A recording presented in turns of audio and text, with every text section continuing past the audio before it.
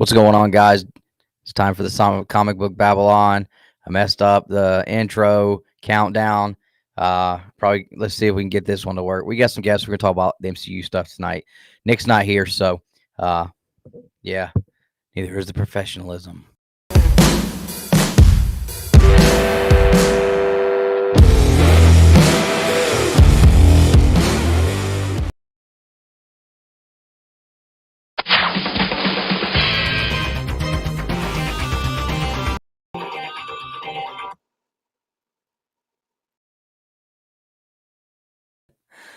Look who made it.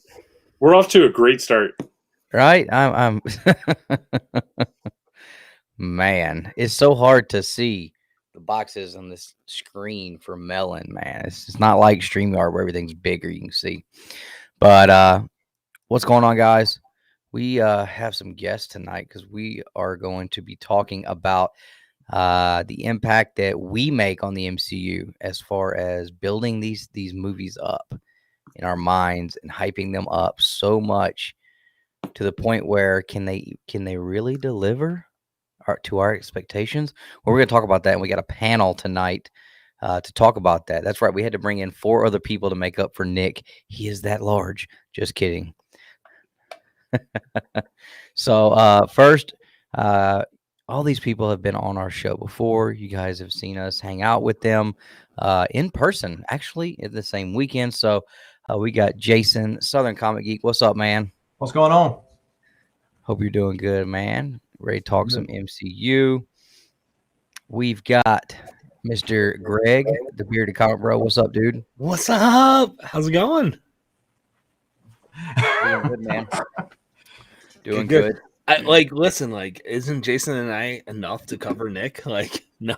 Right? Probably. He didn't want Nick to feel bad when he came back and felt like he was replaced or something. I also, but the thing is Nick talks so much. Like Nick is like constantly talking. He's very loud, and boisterous. So I felt like we really needed to fill that void. And you two guys, you guys are great, but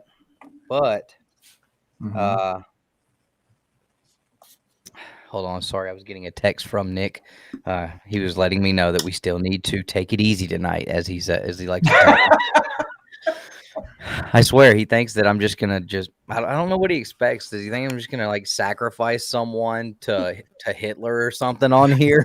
What do you think I'm gonna do, dude? So weird sacrifice right? to me, but okay. But I'm saying, weird illustration there, Dustin. Nick thinks So to maybe the Nick's most right. extreme thing. We're gonna. I don't know what he thinks is gonna happen, but I just try to think of the most extreme, out there horrible thing you could do, because that's the way he acts like this is gonna go. But anyway, the other guy is no longer here, so I guess we'll see what's going on in the chat, and if he comes back, he comes back. Oh my God, what in the world is this? Okay. So, like I said, we needed someone to fill that void of all the nonstop talking, the loudness. So I invited this guy on. Yes, feels good it does. Train you must harder. What's going on, guys? Well, I gotta go. So it was fun. Thanks for having me. Hey, Dustin. what's up, bro? Hey, we have 2 bros in the stream plus an honorary bro. We got 3 bros and a Jason. There you go. Nice. That is actually pretty correct. Mm-hmm. All right, before we get into what I'm sure is going to be an awesome conversation, what is going on, Mr. Ruben? How are you doing? He's always saying 5K, here we come. I don't know. We'll see. Maybe one day. Bleecker Street, what's going on? Alan, what is up, dude? Y'all starting on time. Is everything okay? You know what I'm saying? Sometimes we do. No, Nick's not here. That's why it's starting on time. Exactly. He's the one that's always like that. Now we figured it out. Now you guys know what the hang up is. Now you know. Knowing's half the battle. G.I. Joe. Ryan, Phil, what's going on? Film Age Studio, what's going on? Let's see. Kyle, what's up, dude? Empire, Austin LeMay, Brian, what's going on, everybody? Hope everybody's ready to go.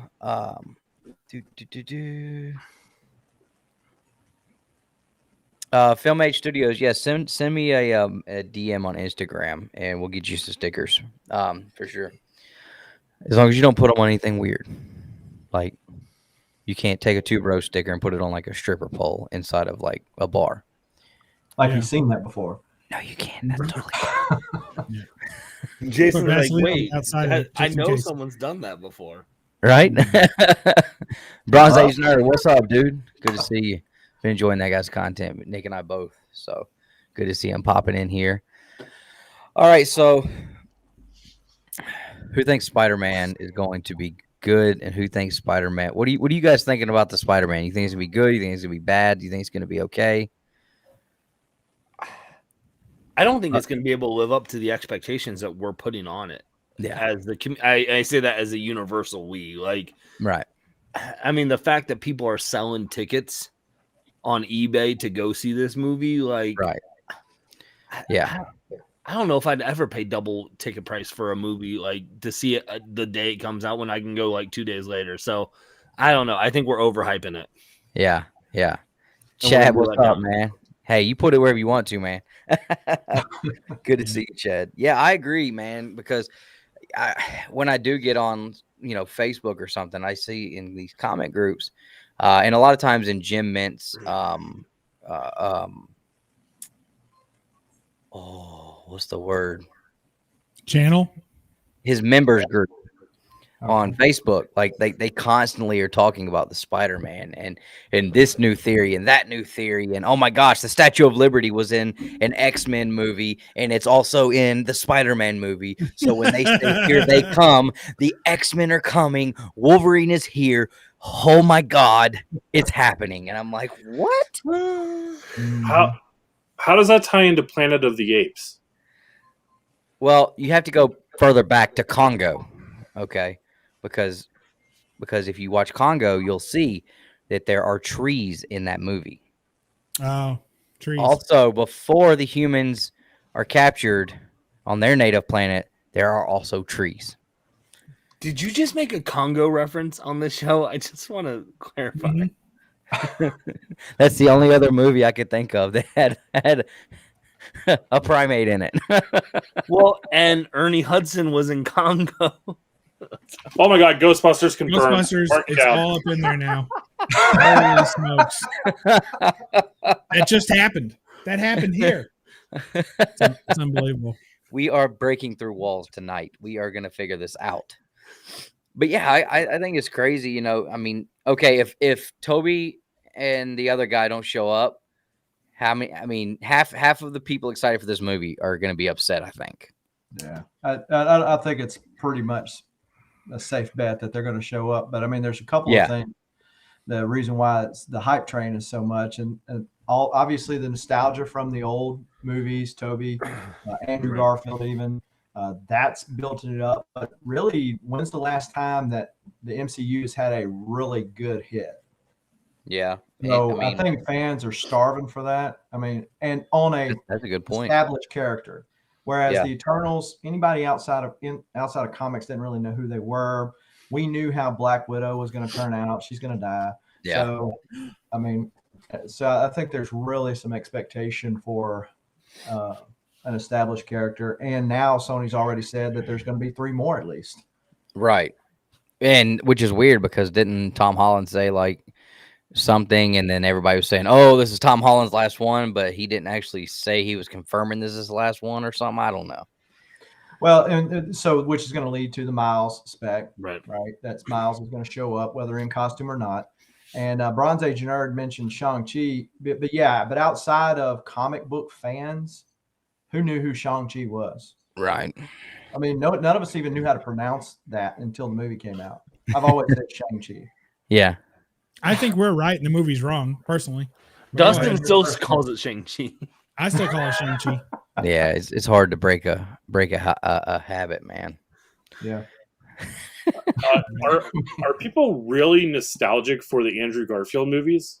Nah, probably not. Like, is there a group of people that are legitimately nostalgic for that? I don't. Maybe. I think it gets a bad rap, and I will say from this standpoint of I think people lump Amazing Spider-Man 1 with Amazing Spider-Man 2, and I think if you actually separate those two, the first one was not as bad as everyone likes to just chalk it up to be. I watched it last weekend. Me and my kid, he wants to go. I showed him the trailer for the new Spider-Man. I was watching it, and he watched it. And I was like, you want to go see it? And he's like, yeah. Well, obviously that's not going to happen now. But I was like, well, let's watch all the old ones so you know who these guys are. So we watched the Tobys, which are obviously the best. And we got to the Andrew Garfield. And I'd never even watched those. And I've always had the opinion that, like, there's no way this guy was a good Spider-Man. Like, he's way too good looking, way too cool to be a Peter Parker. But he's a great Spider-Man. Like, I thought he was a great Spider-Man. I loved his attitude, his jokes, and his wit. I didn't care for him as much as a Peter Parker, but I thought he was a great Spider-Man. And Emma Stone was so hot as Gwen Stacy, so I hope that comes back. Yeah, well, I mean, you make a that they good point because I always said Andrew Garfield was the best Spider-Man, Tom Holland was the best Peter Parker, and I think the Tobey Maguire's was the best stories. Yeah, through it all. That's fair. Yeah. Toby had the best villains. But I don't understand how anyone could be nostalgic for a movie that is only that new. Yeah. Like, to me, when I think of nostalgia, I think of something that you're remembering better than it probably was. But that's because you haven't seen it in so long because they're not airing it every day on TV. I mean, you could probably turn on TNT right now and see an Andrew Garfield Spider-Man movie. So I mean, I don't see who's nostalgic for any of the Spider-Man stuff. They just think it's going to be cool to see all the Spider-Man on screen together. But I don't think it's because I miss seeing Tobey Maguire as Spider-Man. I miss seeing Andrew Garfield as Spider-Man. I don't think anyone really misses them at all. I think they're just kind of, it's going to be cool to see them all together and to see a conglomeration and see what they can do with the story. I think it's more about the excitement of the story. And I think everyone's buying tickets, not because they're so excited to see it because it's going to be the best movie ever. I think they're buying tickets because I think it's going to be filled with spoiler content. And, if they're not one of the first group to see it, they know it's going to be ruined on the internet day 2, and they don't want to have it ruined. I think that's the rush of everyone going to see it, is because they want to see it on the screen and have that, oh my gosh moment that they had when the trailer showed Doc Ock. So when Doc Ock pops in the trailer, everyone had that moment of, oh my goodness, I can't believe it. So they want to experience that in the theater. And aren't they doing an NFT for like the Thursday night shows? I think I heard something Did you about. just get a text from your brother? We're not talking about that crap.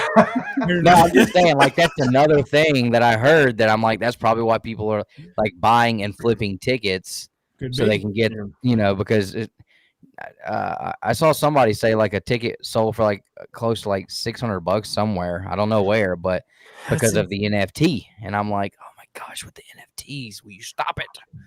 But it's crazy though. You're almost getting though. I know, Bubs, you said like who's nostalgic for it, but I mean, you're almost getting to where you could start to say people are going to be nostalgic for the Tobey Maguire. I mean, that came out in 2002. I'm just saying, of like, if you have some younger YouTubers, I probably hadn't seen it in at least who are coming up. years. I mean, that's a 20-year-old movie. So if I think there has to be an absence. It has to be absent from the current. I don't know if that would be scheduling an of absence program. because I think there's always been Batman, and like I'm always nostalgic for Batman Forever because that was the Batman I saw going into the theater. So when I think of nostalgia, I think of what was it that you saw in the theater as a representation for the first time for that hero for you. That's why I think you always have the debate of Michael Keaton for some, like that's always Batman because that was who they saw versus like a Val Kilmer or something. So I think you might be getting into it a little bit because I mean that's the first Spider-Man movie is 20 years old now. And when I watch what's that doofus's name that's Spider-Man now? Tom Holland. When I watch Tom Holland, I'm nostalgic for any other Spider-Man but Tom Holland. Like immediately I'm like, can we get the cartoon? I would rather see see the cartoon guy coming through, swinging through in 1995 3D graphics. I'd rather see that than watch Tom Holland as Spider-Man. So anyway. Well, since we're getting all the old villains back, I'm wondering how they're gonna do old Bonesaw McGraw, man. Bonesaw. Doesn't he have a brother who was a wrestler? He wasn't a wrestler, but he does have a brother. No one wants to see Lanny Poffo. Come on, but man. you know who it, it is? so it could happen.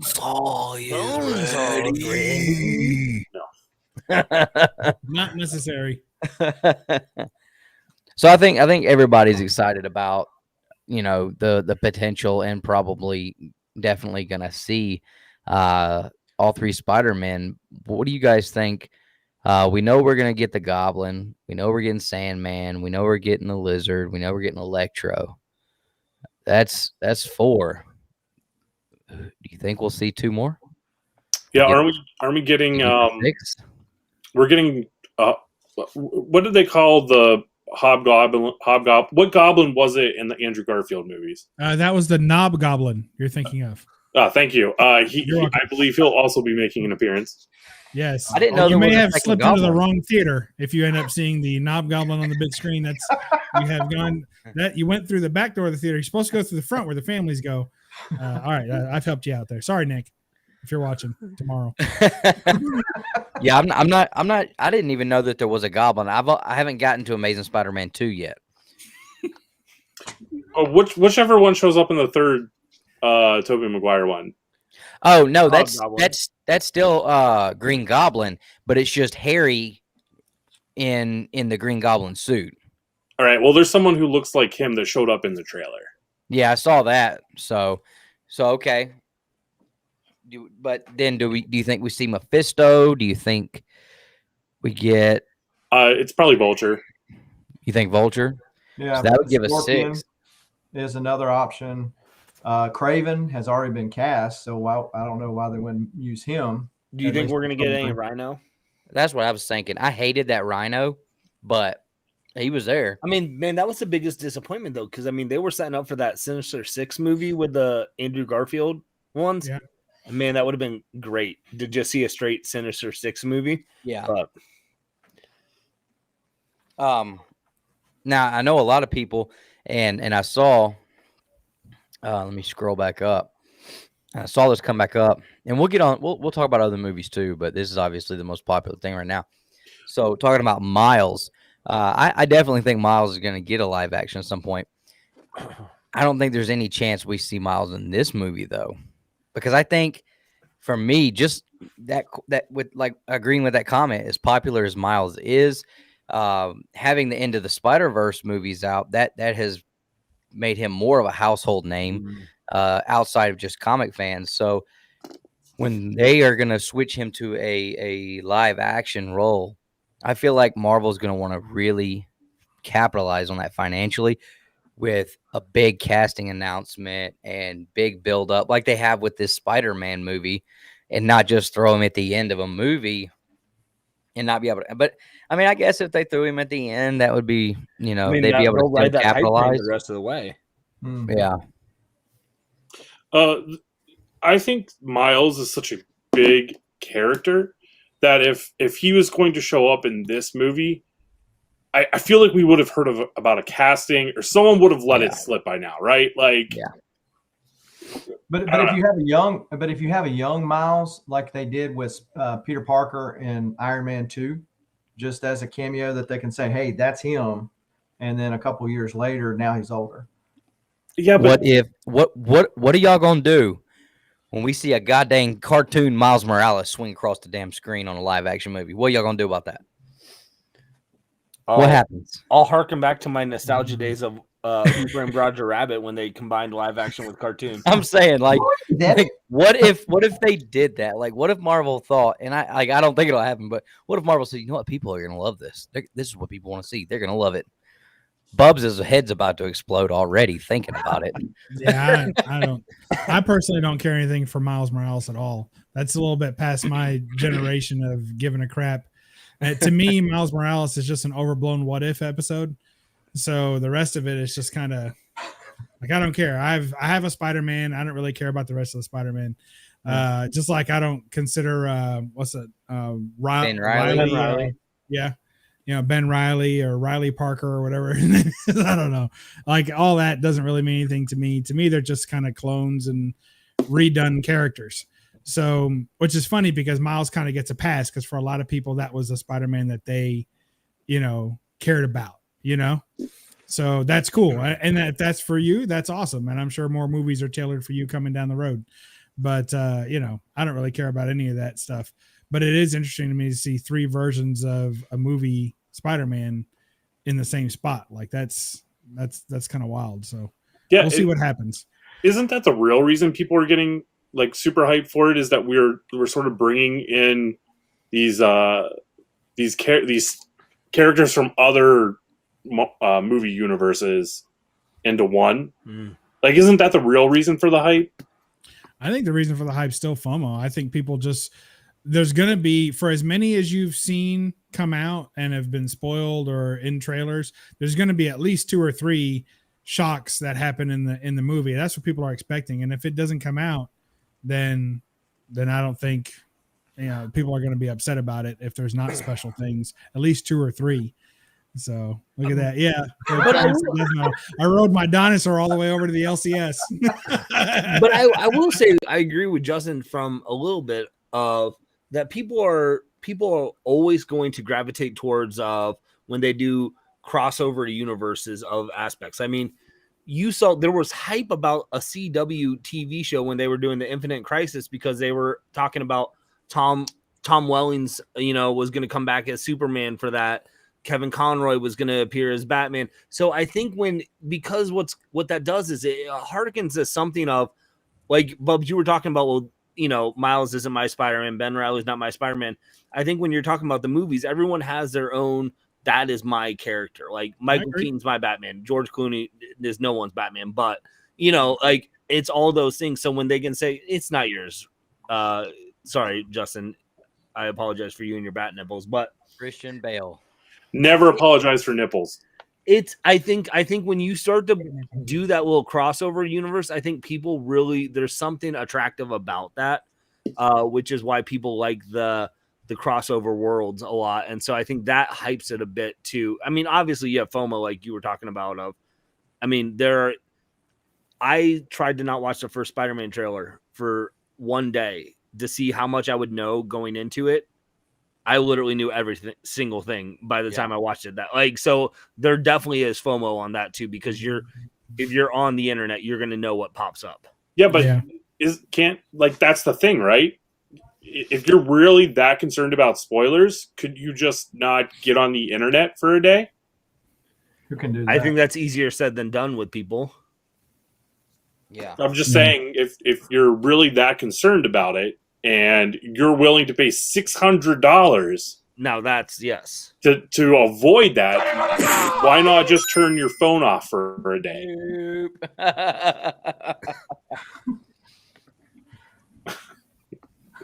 Don't think I won't.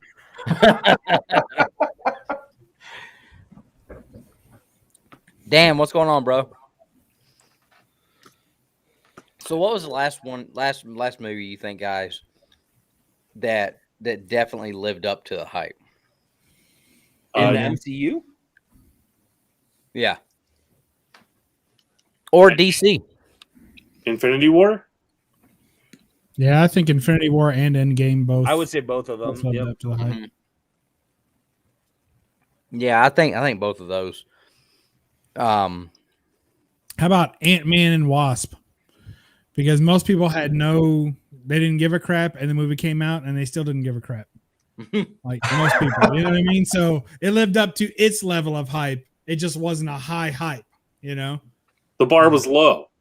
Look, Chris Barrett, there you go, Ant-Man and Wasp. See, Shang-Chi's another one that I didn't even care if, that was going to be a skip MCU movie as far as I was concerned. Didn't care if I saw it at all. And whatever I missed that was important to the other shows, I'll catch it some other time. Yeah. And I watched it and I thought it was great. Yeah. I had no expectations of that. I was the exact same way, and we went and saw it after you left Lexington.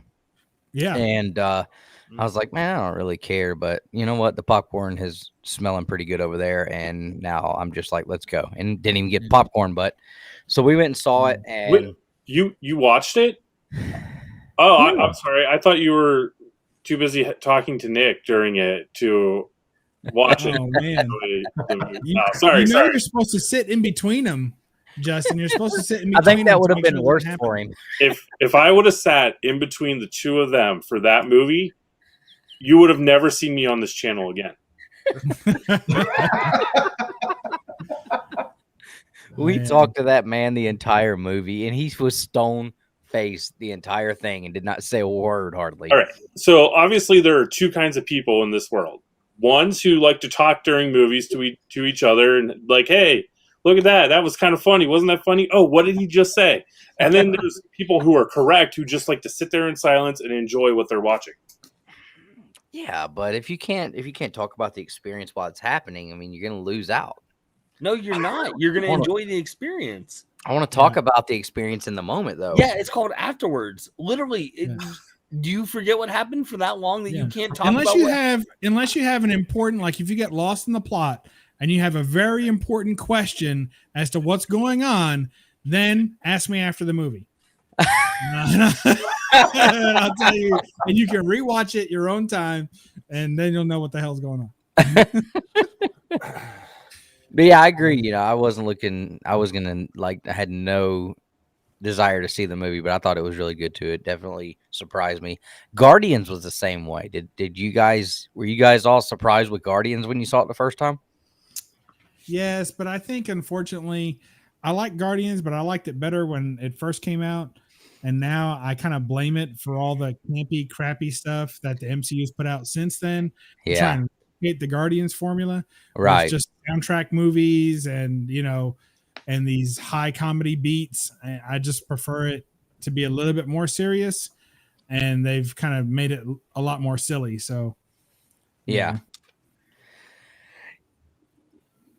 Anybody else got any thoughts on Guardians? Well, I mean, I think it's... Or anything that surprised you? I mean, Guardians of the Galaxy is absolutely a surprise. The fact that they literally have a video game out that is just a Guardians of the Galaxy video game that came out, a month ago?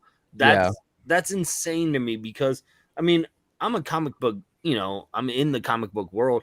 I haven't read a Guardians of the Galaxy comic like before. I knew of the Guardians of the Galaxy, but I didn't read a comic, and I still haven't read a comic of theirs.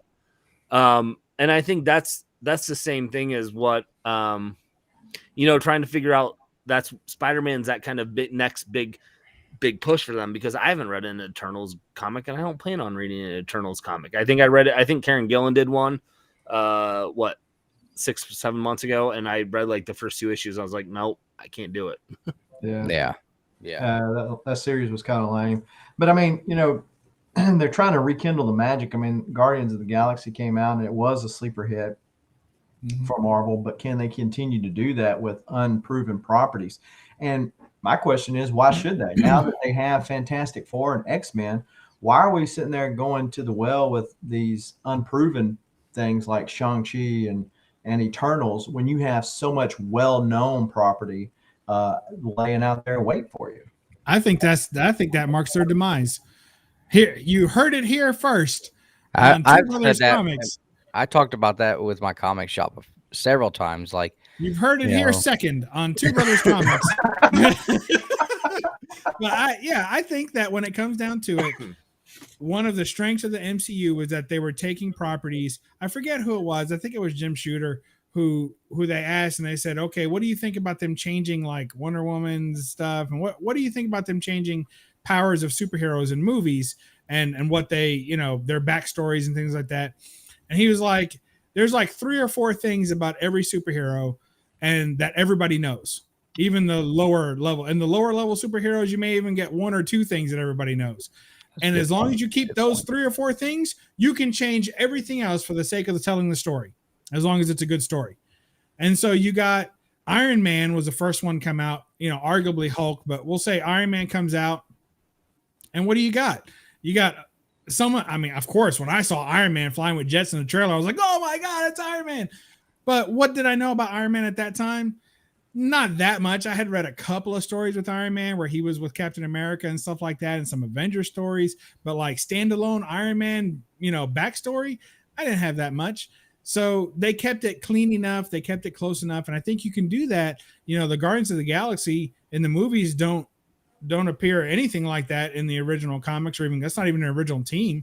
So I mean, you can change an awful lot when you got those characters. You put up the Fantastic Four up there, you put up Spider-Man up there. You know, there is an expectation that you're going to keep going what people already know, and there's already been 2 Fantastic Four movies in recent enough history that people will know who they are. They know who the Thing is. They know who, whatever, you know, Invisible Woman. How much can you change on that? But I mean, they know these people. And then you count that third Fan Four Stick movie that nobody even wants to count. But there's plenty of relevance in the Fantastic Four in movie history recently. You know, and you got the Harvey Korman movie back in the day. So I mean, there's plenty of that going on. You don't really need to reinvent. You're gonna have a harder time reinventing the Fantastic Four to suit the story now. And the same thing with X-Men. I mean, we've had a crap ton of X-Men movies with all our favorite characters already in them. So where are you gonna go? You're either gonna tell the new X-Men story, and I think that's what they're trying to do with Spider-Man, bringing it back home. With Spider-Man is because if the MCU has full control over Spider-Man, or at least uses their partial control the way that they seem to be able to, then, well, we want to see a new Doc Ock story. We definitely want to see the Lizard done right, but now we can't because they're going to bring in a piece of Doc Ock, a piece of the Lizard, and we won't have to see any of these villains ever again, and it kind of clears the way for a new Spider-Man and a new Spider-Man story, and that's when I think Miles comes in, because then you can say, okay, we did everything we could with Peter Parker. Now let's start somewhere else. Yeah. And I don't think there's anywhere to go with that on the Fantastic Four. The Fantastic Four is a very stagnant property and always has been. It's very, very similar. There's a couple of cast changes here and there, but for the most part, the Fantastic Four are that family, the Richards family. And then with X-Men, there's tons of new X-Men out there and new powers. And so I don't think we see Wolverine and Storm and Professor X and Cyclops. I think they just put those in a neat little box, shove it under the bed, and say, see you in 40 years when we start rebooting crap. You know, that's what I think. So we'll see. The conversation I have in my shop is, I was like, why are we bringing in all these characters nobody knows, but yet we have Sabretooth and Omega Red that could just have a team-up movie by themselves and fight the entire universe and destroy them all. And this is just, I mean, box office gold waiting to happen. And we're just not saying, we're just letting them not do this. And nobody's talking about this. Would you talk through that movie? Absolutely not. I would rent the theater out and sit by myself and watch it. I don't know. I might would invite you guys. That's terrible. I don't know if I want to watch that movie. I don't want to see that. I'm so sick of villain themed movies. It's because they don't give you a real villain movie. Everything has to be some sort of anti-hero. He was an accidental villain and then he found the way. Can't we just get a badass? Like, they couldn't make a Sabretooth only movie. They would have to give him some tragic backstory where we felt bad for him. And by the end, we're rooting for him to kill someone who's slightly worse than he is. I mean, if you gave me a real Sabretooth movie, it'd be like a freaking snuff film. Like, you'd just be going around murdering people all day, just walking down the street, just murdering people. You give me that movie, I would probably enjoy it, sadly, but that's the movie I want to see. And they're not going to do that. It all has to be, you know, Venom. Venom was one of the meanest, baddest villains once upon a time. And they totally nerfed him from start. If you look at Venom in Tobey Maguire's, that's more Venom than the Venom now. It is. He wasn't big enough for me. He was too small. Yeah. Like, for me, the Venom we get in the Tom Hardy movie, the way that he looks, I think he looks awesome. But I agree. I think he should. I think it would have been cool to see him a lot more nasty and not taking on this new approach of the anti-hero that he has in the comics for the last how many years. Greg, you look like you're itching, bro. To just no. I mean, y'all have been saying good stuff, and I feel like I hate to say that I agree with Bubs on something, but like, the fact that I think that was the benefit of the MCU is they utilize a lot of characters that we were familiar with, but we didn't know, as like, you know, we know Spider-Man. And I think that's been a downfall of DC, is that they've been trying, you know, they're always rebooting Batman. They're always rebooting Superman. And what was everyone's issues with Man of Steel? Well, Superman doesn't kill, Batman does, you know, like, they're doing all this stuff. nobody knows what Iron Man did when Iron Man came out. Like, we just like, oh, it's a dude in a suit. Like, we knew of that. And I think that's why the MCU is staying away from, you know, as much as they can from properties that people know as well, because,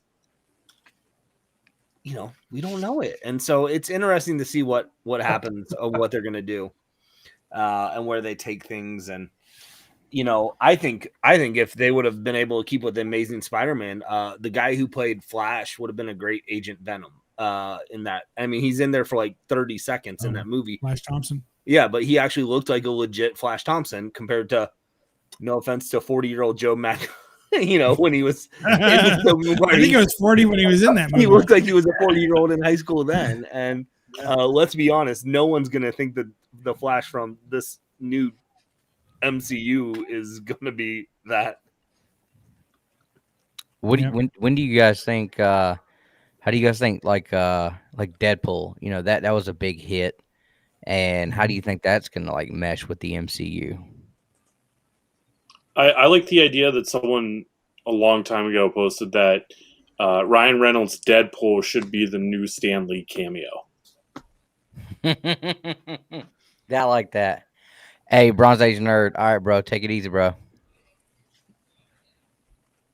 I said bro a lot. I don't like. I don't. That's two bros. Yeah, so you guys Two are- bros and a bearded comic bro, so it makes sense. There's a lot of broness going on. Yeah. Do you think that we'll see like what if they did like Stanley billboards or like have Stanley on a sign somewhere or a picture of him somewhere in the movies? You think they'll do stuff like that or? Yeah, I don't see why not. I mean, I think they'll try and work it in here and there at least. Yeah, but I they think haven't yet. Yeah. Yeah, I haven't noticed it either, so I guess that's true. Mm. What else is coming out that I don't even know what all's coming? I mean, there's no telling when we're going to see anything Fantastic Four or X-Men. Isn't Fantastic Four supposed to be towards the end of Phase 4? We're in Phase 4, correct? Is that what this group of movies is? I think so. Yeah. I thought I read something that Fantastic Four was supposed to be towards the end of Phase 4. Okay. Well, What I think about- they put that little 4 up there at the end when they kind of laid out plans for Phase 4. They just put the 4 up there in teaser. What about the next Black Panther movie? It depends on where they take it. I mean, on what they're going to go. I know. I'm pretty sure I saw that Michael B. Jordan's coming back. That they're bringing him back in. I thought I saw that. I could be mistaken. That would be the coolest thing ever, because he's definitely one of my favorite actors. Well, and it would be the smartest move by them because I mean, the biggest flaw with the MCU has always been that they don't have great villains. You know. Yeah. And they literally had a great villain with him, and they're like, "All right, cool. We don't need you anymore. Let's get rid of you. Let's ride Loki a little bit longer." Right.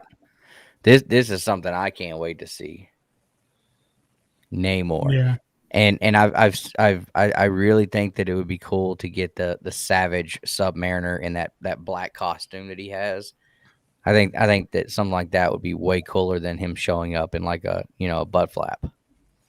Well, plus you still have to have a villain because you can't go the whole length of the movie with Namor as a bad guy. At some point, he has to, hey, I think we're on the same team here, the usual stuff. So you're going to have that at some point. So who's going to be the real villain at that point? I don't know. Mephisto. Maybe one day. Yeah, they won't use Mephisto in China. I mean, and of course they found out with Eternals how much Marvel is not really willing to stand up for diversity, although they claim to be, because they changed things with the Eternals movie in China. But yeah, I mean Mephisto in some form or fashion, not as we know him in comic book form. I don't think. What do you think? I've had the opinion that the MCU has ruined all movies that have anything to do with like superheroes or Look, stuff and like everybody that for in the chat everyone. saying I'm negative. You said the MCU ruined everything. No, I'm saying because nothing else, like no matter what DC does, if it's not an in-game or Infinity War level, people are gonna crap on it. And I mean that's just what I kind of feel like. What do you guys think? Can't you say the same thing about MCU movies though? Like that. Yeah, and but I mean, there have been MCU movies that people still like that much, but that's what I'm saying. Like MCU movies have like ruined superhero stuff because it's going to be so hard for a lot of people to say, man, that was so good. People are going to be like, well, it was good, but like it wasn't like Endgame good or it wasn't Infinity War good. I think it's going to go in waves. I think you're going to have the Endgame effect fizzle out here in a little bit of where people are comparing stuff to. I think for DC to be up to the MCU, they have to go with properties that people don't know. They have to take some chances and some risks like the MCU did, you know. I think Shazam was one of the more praised of the DCEU movies, and I think that it's not great. It's okay, but I think it's because a lot of people don't know much about Shazam. I think the more they lean into that, even the latest Suicide Squad movie, they lean into nobody knows Bloodshot, you know, or Bloodsport and, you know, King Shark and Polka Dot Man. Like they were leaning into characters that people didn't care about or know as much.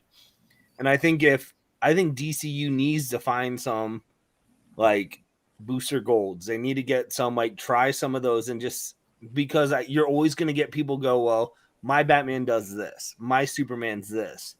And so I don't know if like MCU has ruined the DC movies for it. I think DC just has to get their act together and say, hey, we're willing to take risks rather than play it always safe. And I mean, I'm a huge Batman fan, but we see that in comic books, right? Like they're always dropping out Batman books because Batman's safe for them. It brings in revenue. A Batman movie is going to bring in revenue for DC. Well, in the Black Adam, I think using a property like The Rock, an actor like The Rock, that and then they're going to have the Justice Society of America. I just don't know that DC. I think DC does need to maybe venture into some new uncharted waters with their movie properties, but they also don't need to think that they have to be just like Marvel to be successful. I think they lean into the more adult themed stuff. Look what they did with Joker. I think this new Batman is going to be darker than what has in the past. I think the Snyder cut certainly was. Own it, go with it, and you don't have to be exactly like Marvel to be successful.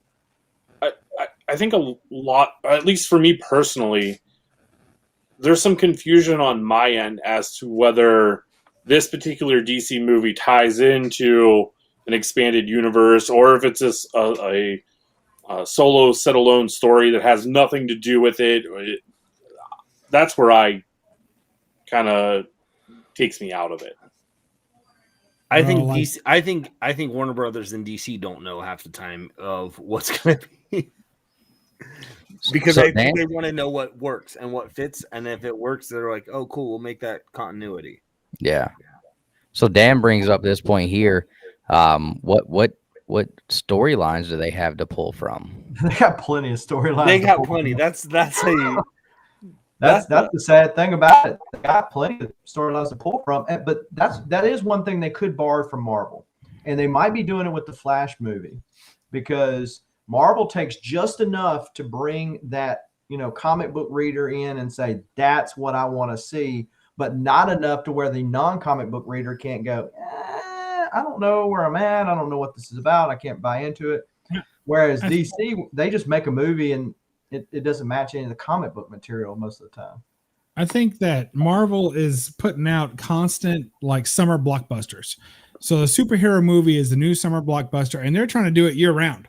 Like summer blockbusters all year round, no matter what, constantly. And I agree with what Jason's saying as far as DC should own their own world and just be, look, we're not trying to put out summer blockbusters. Let Marvel do that. And as somebody said in the comments, they really have set the bar high. It's a well-oiled machine of blockbusters, But The DC, like I'd like to see maybe a question movie or something where, you know, do just a murder mystery and then have it be you know, a comic book character. Doesn't necessarily have to be so much. Don't they do that with superhero. Batman every time they kill his parents? Yeah, pretty much. I mean, but even then, you could do a Batman mystery movie. You could do, you know, so just like they did with the Joker, where they did a tight drama. You know, you could do a thriller, a drama, and just use DC characters to do that without saying, "Look, we got to put out a popcorn movie." Not every movie DC puts out should be a popcorn movie. Marvel's doing that very well. They really are. Let them have it. And you can come out with real good storylines, and DC has plenty of those to come out with, and, you know, put out some really, really good, strong movies that are truly are, you know, Academy Award worthy kind of stuff with just DC characters. I think it could totally be done. And I think they just have to be, I think they have to be very cautious of what storylines they pick, because DC hasn't shown, you know, the promise that they can handle it yet. Like, I don't want them to do a Kingdom Come storyline yet, you know, because like, I don't know if they can pull it off. I want to see them kind of build up to something like that. And so use a lesser known story, like, you know, because people, I saw in the chat, you know, people are dropping some storyline. And I'm like, I don't know if I want to see that just yet, because I mean, even Civil War for MCU, it wasn't the Civil War. They took notes from it, and I read it after I saw the movie. Like I that was when I got back into collecting, so I missed it. I'm like, oh, I mean, they took beats from it, but it definitely is not the same storyline. And I think DC has to find which one they can do, because there are certain storylines where you're like, that's a bold task to, you know, to tackle, and DC hasn't proven it yet. Yeah. I mean, that makes a lot of sense too. I mean, with them not being able to really put out those monster hits yet, to have them try to tackle some of their best storylines now, that I feel like I agree with you. I feel like it would kind of be a waste. Yeah. And then I saw also here, Tough Book says, you know, Marvel's done, and I agree, Marvel's done fantastic with casting the roles, and these roles being played by the same person for, you know, damn near a decade. And then with DC, it's like a constant reboot, you know, every few years. So, I mean, you guys think that plays into it? Well, I think that's what Greg was saying. You know, show me you got this act together, and think 10 years down the road, where am I going with this? You might make little minute changes along the way, but overall, they knew where they were going with Infinity War and Endgame. They might make some changes by the time they get there, but they know they're going to this direction. And I mean, I think DC tried to say like, oh, shoot, we need to do what the MCU's doing, but not do it in the same format so people don't think we're copying, which is why we got a Justice League movie so quick. And it needed its time to breathe. It needed its time to expand into the world. And I think they were so hesitant, though, of if they released a Batman movie, an Aquaman movie, a Flash movie, that people are like, oh, you guys are just trying to be the MCU. And so they're kind of, I think they were like, well, we've got Batman, Superman, and Wonder Woman. We can just put them all together and it's going to be a hit no matter what. And so I think the MCU, if you want to say the MCU ruined movies from anything, what they did was they ruined DC, because DC was trying to compete with them in a way that I don't think was the right strategy for them to go about it.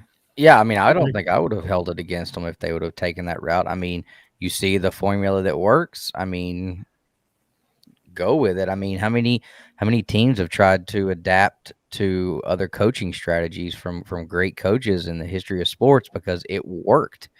Yeah, you get told, oh, you know, so and so, you're just modeling your, you know, playbook after so and so. Like, yeah, well, look how many championships it won them. You know, you want to model yourself after the best person, the best in whatever it is that you're in. That should be your goal, is to be the best. And you know, if you've got something to chase after, I mean, somebody's already wrote the playbook for you. All you got to do is just kind of make your tweaks, right? Yeah, and I think with what they're doing now with utilizing HBO as their kind of Disney Plus is actually a smart move by DC to say, hey, we're going to try out some properties of like, who would have thought we'd ever get a Peacemaker TV show? I don't know if it's going to be any good, but I mean, a Peacemaker TV show, and we got the Green Lantern stuff being talked about, Doom Patrol, and all these shows that you're getting. I think if they just Titans, I think if they continue to just say, you know what, we're going to explore what we can do, and let the big names breathe a little bit. I mean, we talked about why aren't the X-Men, being used in the MCU so quick? Well, Dustin, you made the point of, we've seen all of those characters up on the screen. What's the last? I'm not trying to say this in jest, but like, what's the last good X-Men movie? Like, what's the last X-Men movie that people actually was like, that was a really good X-Men movie? Does Logan count, or are we counting? Like, I'd count any X-Men character. I would say, is it Logan? Is it the first X-Men First Class? What's the last? Are you asking Deadpool 2? Pre-comic book knowledge, or I don't even care. I would just say before I knew anything about comics, I enjoyed every one of them except for the Phoenix. I liked all of them, but I mean, I was just looking at it as just a movie to watch. I knew nothing prior other than the X-Men cartoon, so I liked them. But so I'm not a good candidate to answer that one. But you guys say that that's why I think I think MCU's holding off on it because X-Men are well-known characters. Yeah. Why are they going to throw that to the fire right now? Because I think people are going to be like, well, this isn't my X-Men. You don't have the right X-Men. Marvel is also doing only single casted characters, whereas DC does multicasted characters. So there's two versions of Cyborg right now, right? You got the one that's in Doom Patrol, right? And you got the one that's in the DCEU or whatever, right? The movies. You've had two different Bloodshots, right? You had Bloodshot going on in the Arrow show, Green Arrow, right? Yeah, and then they recast him with Will Smith for the movie. You've got two different Superman right now, right? You got Superman and Lois and Superman or whatever the hell that show is, and you got Superman in the movies. So I mean, they're splitting their serial properties with different actors than they are in their movies, and I think ultimately that hurts their world building overall. Well, and I think because that means you have multiple properties going on at the same time, telling different stories with different actors, and that makes it more difficult to have a cohesive, world storyline going all at once. So, and if you're a fan of the show, and then the movie has somebody cast different, it makes it hard to pull that fan off the show and put them in the movie. And if you're a fan of the movie and you cast somebody different in the show, it makes it hard to go in that direction. So I just think it's an unnecessary stumbling block that they put in front of themselves, in my opinion. I also think DC does that more too, where you say double casting. They almost do it double casting in the characters that they create. Like, you have different versions of Batman, right? Like, you have the kind of the dark Batman, but you also have, like, they tried to do the cartoony vibe of Batman with Batman Forever and Batman, and I think they do that a lot with their characters. I mean, you see that even in their TV shows with, like, for their kid shows with Teen Titans Go, or Superman of he's a Boy Scout, but then we also want to make him an edgy Boy Scout, and I think they're trying to do a duality with their characters, let alone even just the actors. Like, could they have, without too much trouble, put the Flash from the current TV show into Justice League instead of recasting? I don't think that would have been a problem. Then, because that eliminates, who was it? Might have been Jason that said that, you're changing these backstory. You rushed to the Justice League movie and you didn't even have all the backstories of the other characters done yet. You just jumped ahead because you already had Superman and Wonder Woman ready to go. You just jumped ahead to it. So maybe if they had brought in a character from the shows that they already had a character, established the backstory of, then you wouldn't have to have had a Flash movie first. You just say, okay, this is the same Flash from the shows. If you like this Flash, go watch our shows. If not, we'll get you up to speed with a quick montage when we first show them, Yeah. Something like that. I mean, I don't think anything would have stopped that really from happening. And that's what Disney's doing now with Disney Plus. I mean, they're just taking those people and moving them on into there to above the point. Yeah, but I think it took them a while to get to that stage. Sure. Because they tried to do what you're talking about, Bubs, with Agent of S.H.I.E.L.D. And I get it. There are still people that like Agents of S.H.I.E.L.D. They're like, hey, hop on it if you give it till season 3, it gets good. Like, and what was the other one they tried to do, Inhumans, where they tried to combine the TV and the MCU, and I don't think it worked. It's working better now that under the Disney Plus flagship, but I wonder if it would work as well if it wasn't happening during a pandemic where all we had to do was sit and watch TV shows where nothing else, because I wonder if the tying into the universes of do people like, I don't want to watch the movie, I haven't watched the TV shows. Does it eliminate stuff for people? That's a tough thing to do. I think they're pulling it off now, but I almost wonder if they're benefiting because of the state of the world that we're in, that people aren't going to movies. The other scary part is that streaming services, and this is kind of getting a little bit more into business aspect of things, but streaming services aren't profitable. In general, they're all running in negative. They're all none of them are profiting right now. Right. Subscriptions isn't enough. The production of their shows that they do in-house costs more than the revenue they take in the streaming services. So right now, all these shows that we're enjoying and we're loving, they're not making enough money for the streaming service to keep the streaming service alive. Like, it's not enough. So unless they figure that out, and I'd say that's coming soon. Like in the next 5 years, they have to figure out how to make money on streaming services. Right now, they're just trying to gain subscribers as hard as they can, compete against each other to gain subscribers. And then what? Raise prices until they're profitable? I mean, what's the next part of that? So Amazon Prime makes a lot of money. Amazon Prime is selling you a shipping service, and they're throwing in video content to get you to subscribe.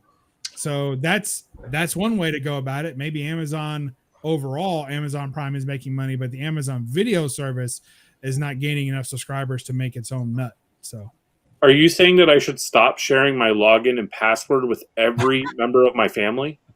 No, I think you should most certainly do that. Justin. That might be the only reason why they like you.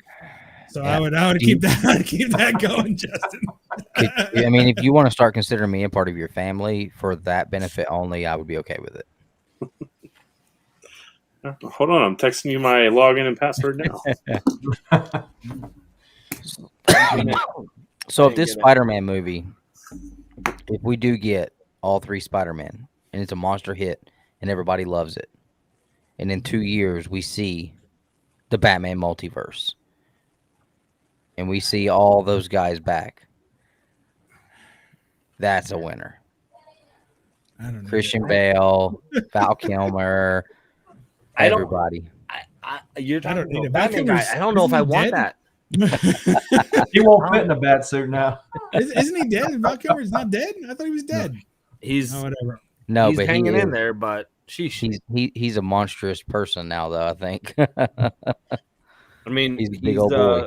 Yeah, he's not in a good state health wise. So Oh, I didn't know about that. I just knew he had I gotten don't think really he can big. speak anymore. I think he he's can't. mute now. Or I don't.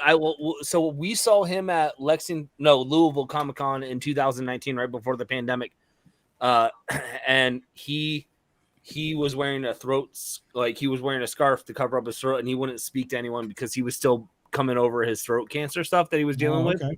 Oh, I had no idea about he that. looked like a shell of who he was. So he hasn't been in good. But I think he was getting in better health because they were bringing him back for the Top Gun sequel. That is what I had heard, that they were getting him. He was getting better, but I don't know if he is or not. But Oh, okay. What do you guys think about getting away from DC and Marvel? The stuff that's coming out of indie comics, the movies and shows there, like we just got the announcement, which I was so happy about. so good. Probably one of my favorite reads of the entire year. We're going to be getting that movie. What is it? The Recount. From Scout. Okay, I don't know what that is. Yeah, man. My man, Jonathan Hendricks, man.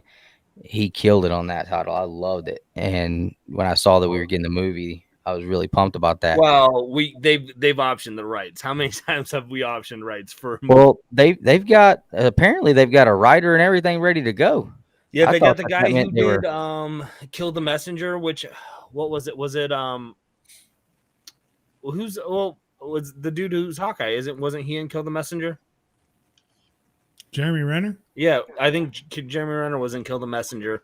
So they got him right. And I'm just saying, like, we've had a lot of announcements of like, oh, it's been optioned that we don't see for years or ever. Can I be excited for No. 2 days? No, because I'm excited for it too, and I don't want to get my hopes up, Dustin. You were the other person I expectation. thought of. I was like, I was like, I know Greg because I know you've had Jonathan on your show. Yeah. And I've talked to him several times on Instagram, and we've had him on our show, and you know, so I knew you would be excited about it too. But I mean, we've had other stuff. I mean, what else has come out? Lock and Key. I thought season 1 was good. We started watching season 2 and didn't get through it, but I never read the comic. We watched season 1 when it came out, and my wife thought it was kind of neat too. But I mean, I can't. There's not a whole lot of those TV shows that have done really well that I can think of. No, why The Last Man got canceled? Yeah. I mean, what else? What do you think that they could pull from an indie? What indie comics do you think they could pull that would be successful? You mean I besides don't really the see. obvious? I mean, to me, they're just the same as adapting from a novel. I don't really see that. If it's not a character and a storyline that's already in a vast majority of the public consumption, then I don't think it really matters. It's just a story. Yeah. You know, most of those, the art is irrelevant.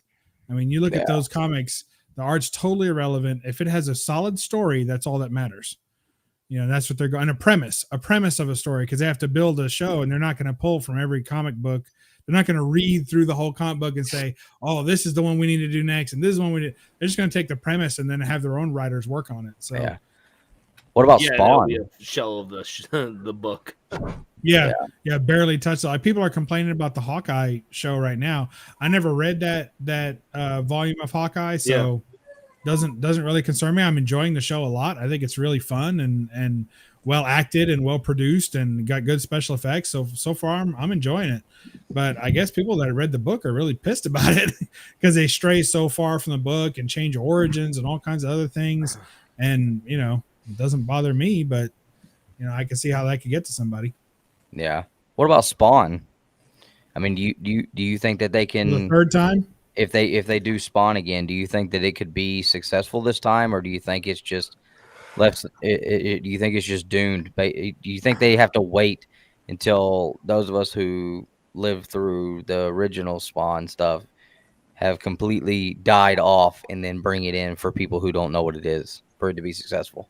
I think it's a little wild. I don't know any of those ones that are heavily reliant on special effects. I think it makes it extra tough, you know, because you have to tell so much of the story through visual effects. I think it pulls away from the heart of the story. It can be difficult, I guess. And when it also goes to what Bub was saying, like I think you need to have the story there. I don't read enough Spawn stories to be like same here. That I know. I'm sure there's a good Spawn story out there. I just haven't read one. And I'm not like I read the first 10 issues. The movie wasn't a great story, and the special effects were tough. I know a lot of people though really dug the HBO animated series because that was they good. could utilize the effects better that way. Yeah. Yeah, I thought the animated series was really good. I enjoyed that. You know, and Bleecker Street brings up Teenage Mutant Ninja Turtles. I mean, they knocked it out of the park with the first one. The second one the third one was really bad. Then you got the live action show that was really bad. The Michael Bay movies, you know, I've watched those back with my kid a few times, and you know, for us, it may not be like the best thing, but like for him, you know, he enjoys the original ones, but those Michael Bay movies with those, you know, all that, the big effects and stuff. I mean, you know, that's something, you know, for kids like him, you know, that's super cool for him. He doesn't get the reasoning behind the first one being the best one. And it's going to be absolutely impossible to live up to that. For him, he Especially just with you sees, as a dad. yeah, he just sees, how big the turtles are. They're massive. They got big muscles. Shredder is incredibly, jacked and has all the machines and stuff like that kind of, they're flying all over the place. Big action scenes with all the special effects, stuff like that for him. That's his favorite ones. But I mean, I don't see how they could, as much as I would love to see it, I don't see how they could redo Turtles again and be as good in my mind as the first one. I mean, I feel like that first one kind of had the MCU effect where it's going to be hard for them to live up to that one again with a Turtles movie. Well, Mm. that's the good thing for them is that they wouldn't be making the movie for you. They'd Yeah. be making it for a new audience, for a new generation, because they know that you are already going to go and see it regardless. Right. Yeah. That's true. I also think that this gets into the mind of, we always like to blame studios and executive decision makers who aren't in touch with the property, But now these same people have been taking their kids and their grandkids to see MCU movies for 10 years. So when someone comes to them with a premise of, okay, we have 4 turtles who are ninjas, okay? And they're like, okay, what are their superpowers? No, I just told you. There are 4 turtles who are ninjas. Is your mind not blown? And they're like, no, my mind's not blown. Which one of them shoots blue stuff? Which one of them shoots red stuff? My kid loves it when a girl turns into ice. What do you got for me? So I think some of the stuff we love are a little too simple now. Yeah. Executives are going to be like, this is ridiculous. You got to give us more. What's the twist? Yeah. What are we getting here? Yeah. So You try to explain Casey Jones, it's like, he's kind of like a guy that runs around in a hockey mask beating people up with baseball bats. Like, yeah. And Did he's you a meet hero? Casey Jones Okay. when you were in Lexington? do what? Did you meet Casey Jones when you were in Lexington? Was he there? From the Michael Bay movies, which I know you hate him. That was Arrow, yeah, right? no, The guy- no, I wouldn't Arrow? have given him the time. I liked him in Arrow, but as Casey Jones, he was absolutely just Was he? horrible. I barely remember him. Yeah, he Megan was Fox came back for that horrible. movie, didn't she? The second one. Yeah. Yeah. There's no way.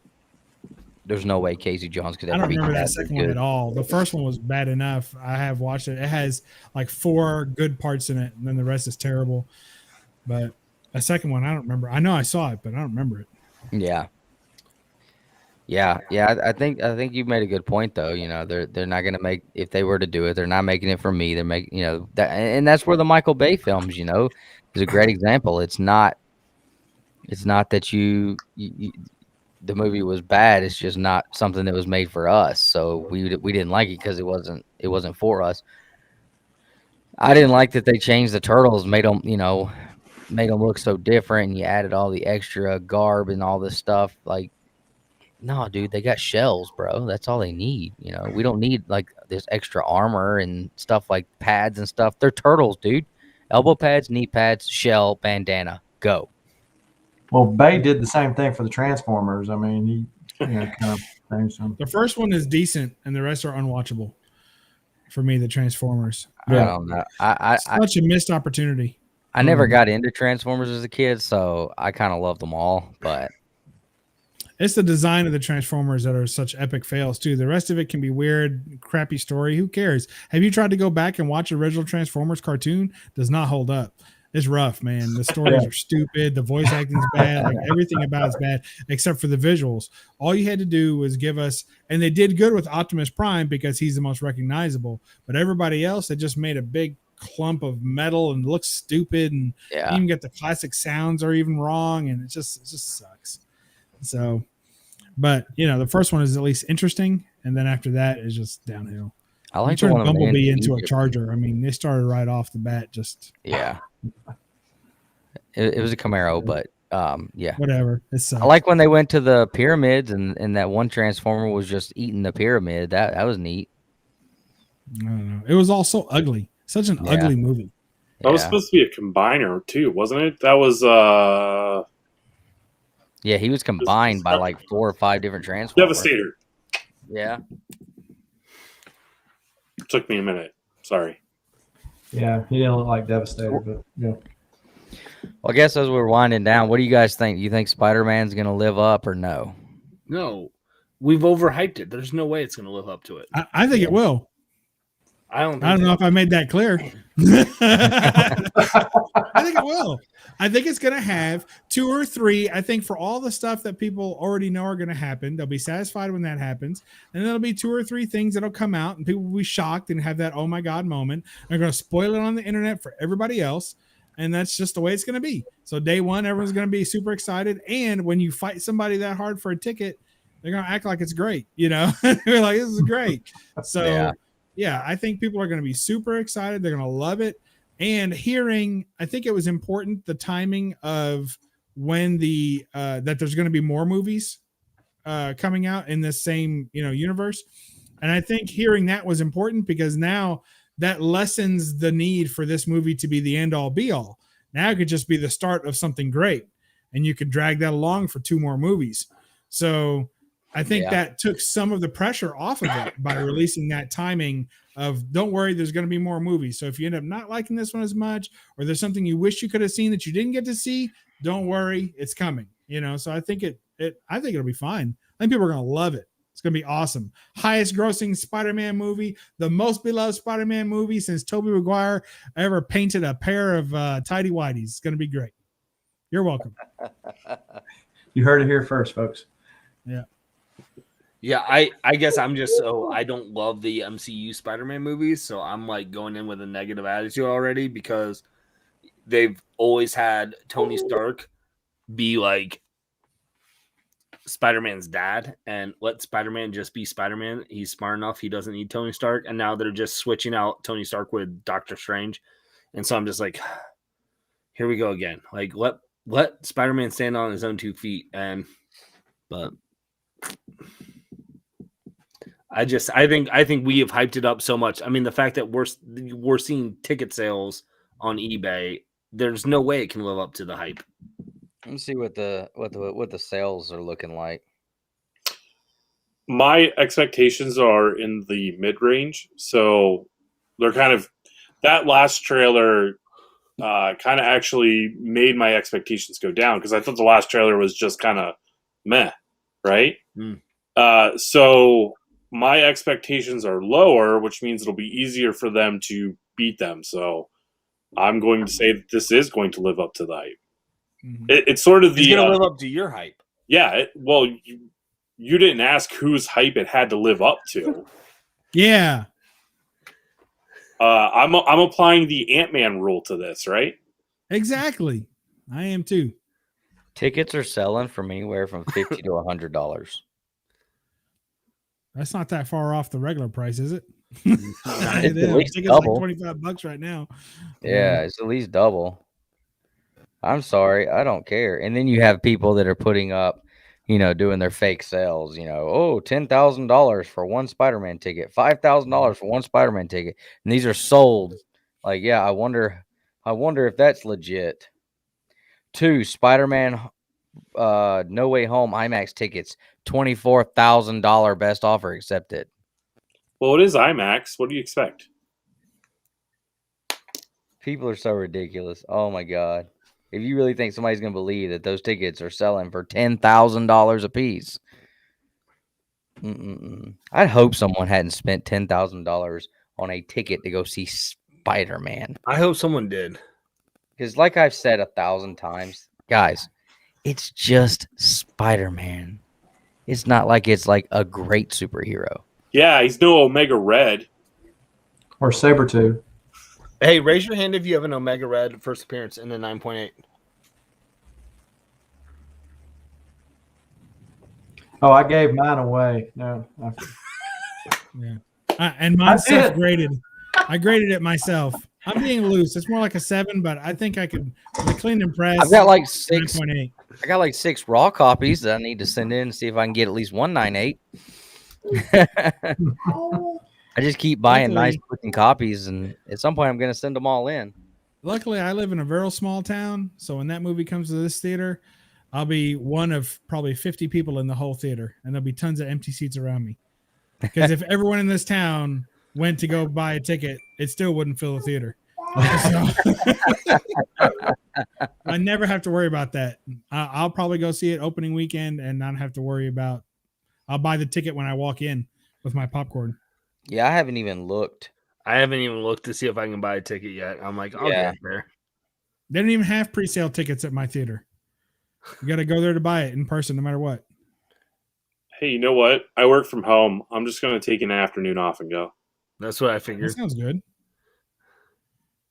Bub's Theater, he still has to call into the theater, and they have an automated machine that tells you the scrolling times of That's a true story. Spider-Man is playing at 2 o'clock, 4:30, 6:30. That's true. It was like that up until the pandemic, and then they started updating their Facebook page with movie times. That was it. And they only have movies on Thursday, Friday, and Saturday at 7:30 of the evening. That's it. All other times have been shut down for the last 2 years. Is it bingo the rest of the time? No, you can rent the theater out yourself for like $500 and watch whatever you want, whatever movie you want. So, and you can fill it with all your people. So, like you and 10 friends spend $50. Whoa, And you can, Doesn't and you have can 10 watch friends. whatever you want. I 10 know, friends you is don't a have to- big number there. Let's cut that by about 8. If you give away a few Omega Red 9.8, you'll gain some. I think that's what I heard. Oh, the only way I would give that book away is if whoever I gave it to promised never to give it to Dustin.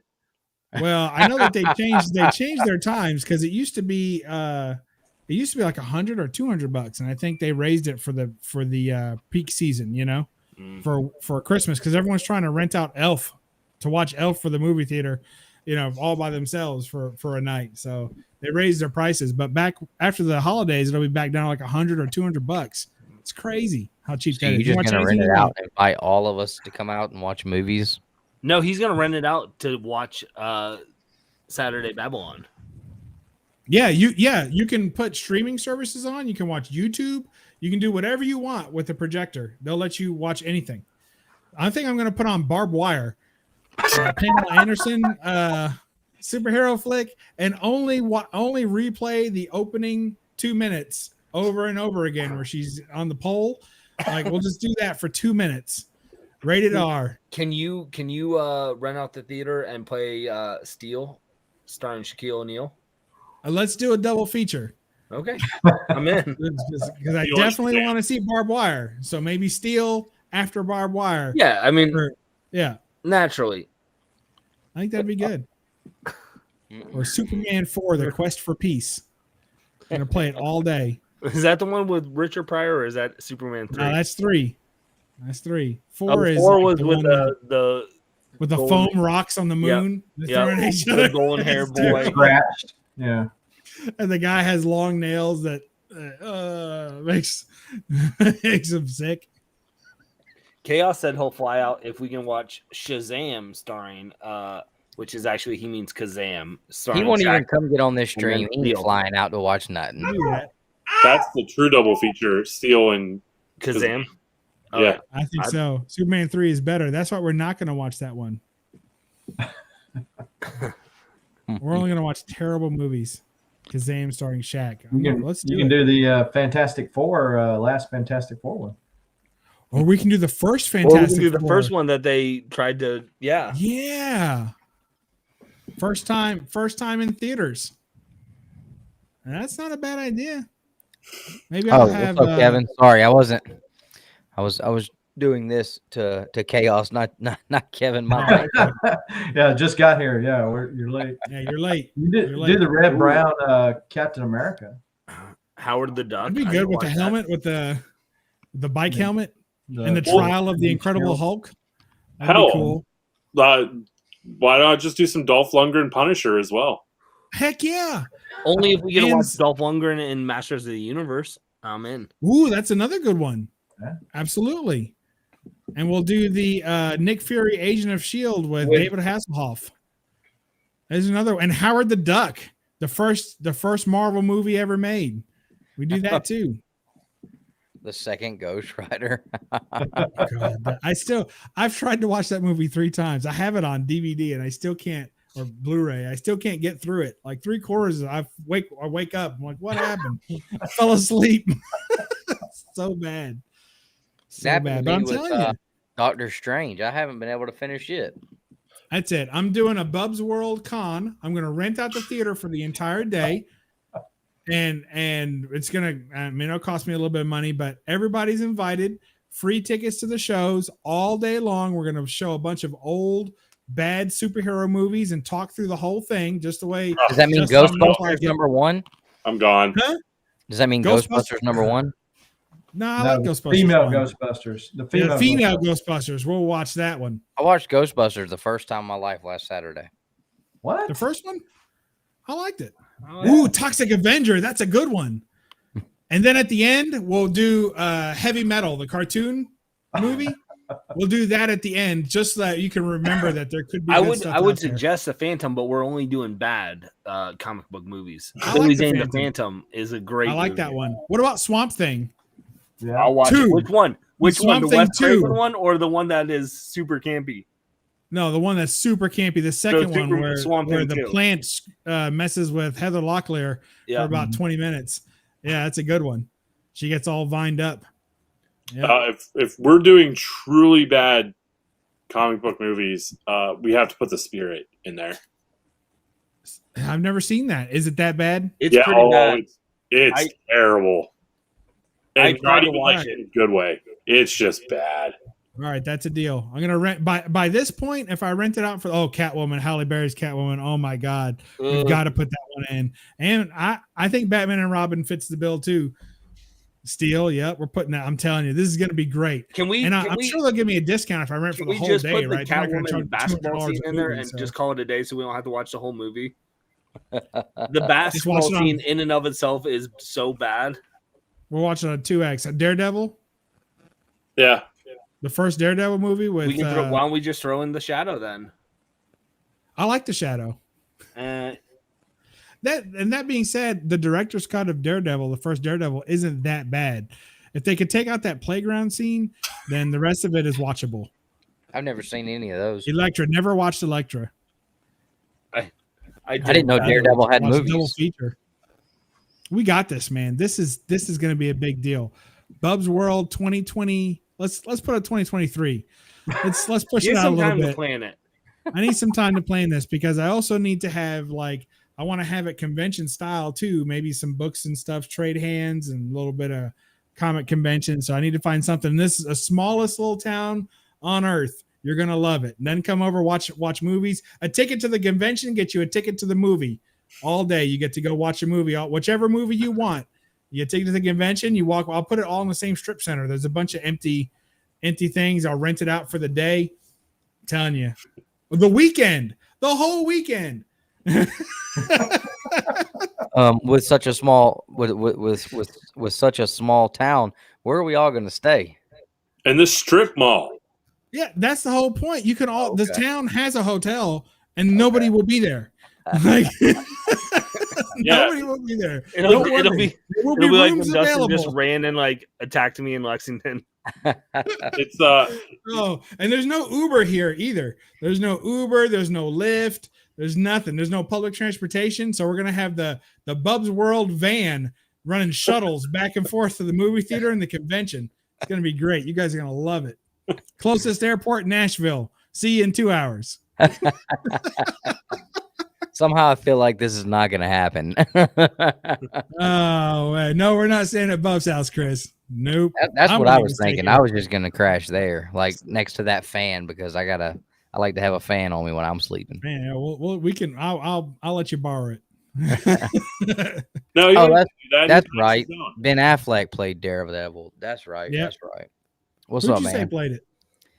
No, I said I didn't know that there was Daredevil movies, but when Jim said that, I was like, oh, that's right. I remember that. I might let some of you stay here. I do have a garage. It's not insulated, but if it's in the fall, Chaos will feel right at home in a garage because that's where he shoots all his YouTube videos. Ooh, Blade 3, that's another rough one. Yep, and maybe even Triple H was in that one, bro. You better step back. So was Ryan Reynolds. And Phoenix. Yeah, but he's not as big as Triple H, movies. bro. Come on now. It's gonna be good, man. It's gonna be killer. Hide and watch. Bub's Con coming to a town nowhere near you. Right? I heard that. Yeah. So you gonna make it down to Huntsville, Bubs? I got asked that the other day. I don't know. I think it's a little far for me. It's in Alabama, right? Mm-hmm. It's a little far for me. It'd be probably like a 5-hour drive. I think I might skip that. So was Lexington for us. I got a lot coming up this year. Busy man. I got to go see Chaos and Comics in Vegas, whether he wants me to or not. That's a place I don't think that I need to ever go is Vegas. I'll give it a shot. They might try to keep me. Oh, there you go. I think they have a lot of open tournament mud wrestling. I might try Maybe that. against my own will, but they may end up trying to keep me. Be fun. Party in Vegas. I'm in. Any of you guys going to C2E2? So nobody? Nope. None of you guys. There's 4 of us here. Not one of us is going to see. Okay. Yeah. Well, I think Dustin, your brother's friend Nick, is going. Justin, are you going? Yes. There he is. Oh, okay. Oh, are you sharing a room with Tyler and those guys? No. Because if you ask Tyler, he's sharing a room and bed with everyone. Oh my gosh. I don't plan on releasing my where I'm staying publicly. That's probably a good thing. Yeah. That's probably a good thing. I would also probably shave my head and cut the beard off and wear like a trench coat and like a whole helmet deal while you're walking around. What are you gonna be looking for? Because what the hell else can you possibly need? Hulk 181. I've already got one. I know. I was there. I'm looking for an Amazing Adventures 15. 15? Yep, 15. That's the first Blue Beast. First Blue Beast. I like 11 better, but that's cool. Yeah, but First Furry Beast. First Blue. 12 is the best cover, the yellow cover where he's fighting Iron Man. That's a freaking awesome cover. I like both the one where he's taking off his face too. I had 11, 12, and 13 and sold them all when I was buying my Turtles 1. Haven't got them back. Was this a channel we had a conversation about how blue was the Blue Beast versus the dark grayish Blue Beast or something? Was it this channel or is it a better channel? I can't remember. Is there a better channel though? Really? Yeah, every channel. I don't know. I used to be the best part of this channel, but now they don't tell me that anymore. I'm starting to worry. Well, you didn't watch our last video because I told you. Do you still collect your way though, Bubs? I used to collect my way. Then they told me how to collect, and now they don't tell me to collect my way, and I don't know what way to collect. We're still working on that. We're working on figuring out how people should collect. People have proved that they're not responsible enough to collect your way anymore, though.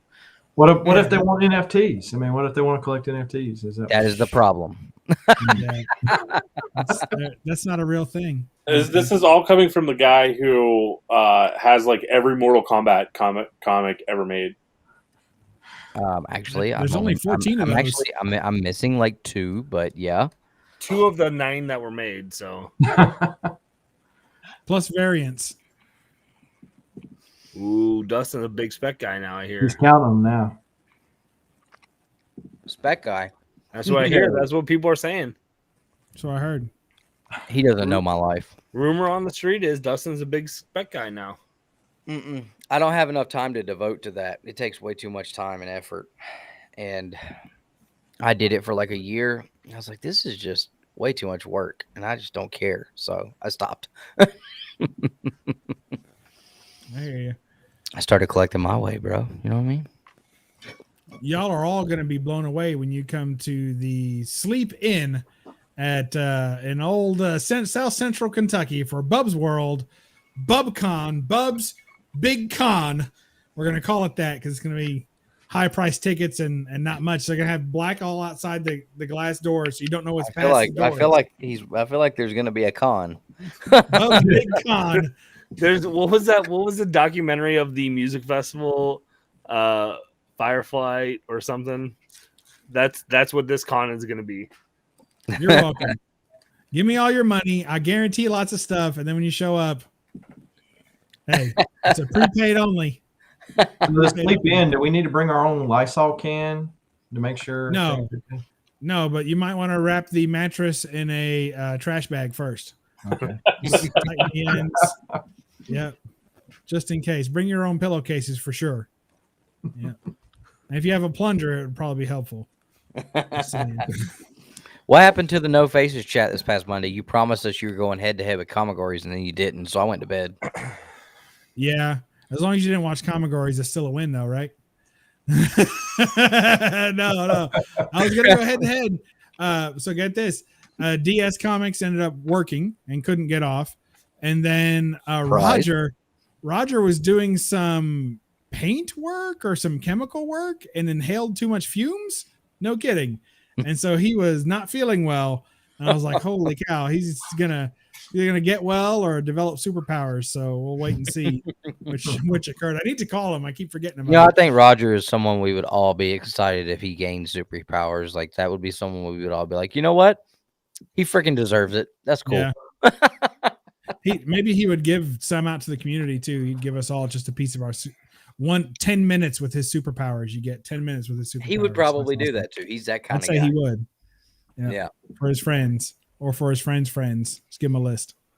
And he might be featured at Bub's World, Bub's Con 2023. The Bub's on You, we're going to call it. This Bub's on You. Yep, you're going to love it. Yeah, featuring Roger. Who are some of the guests that are going to be there, Bubs? Have you announced any yet? Two Brothers Comics plus Justin. Southern Comic Geek. But you all have to join his channel, join Two Brothers channel. And do you have any kind of join button? Are you over 500 subs, Bearded Comic Bro? You have a join barely. Button? Wow. Barely. I'm at like 750 now, so I still have to wait a little bit before I can be. Do you have to wait to put the join button on? Yeah. Mm-hmm. Okay. I don't know. They like when I hit 1,000, that wasn't a thing yet. So I didn't know if it was something that I thought people got it at 500. Oh, I'll never hit the join button because I have to have people actually have to watch my channel too. I can't just have 1,000 subscribers. I gotta have the view time. Bro, Oh, really? Watch time? Okay. You ain't lying, man. And trust me, I ain't getting that watch time. So people don't watch my shows for cooking and the shenanigans that we do. That's so fun stuff. They ain't watching our shows neither, bro. So don't feel bad. I don't feel bad at all.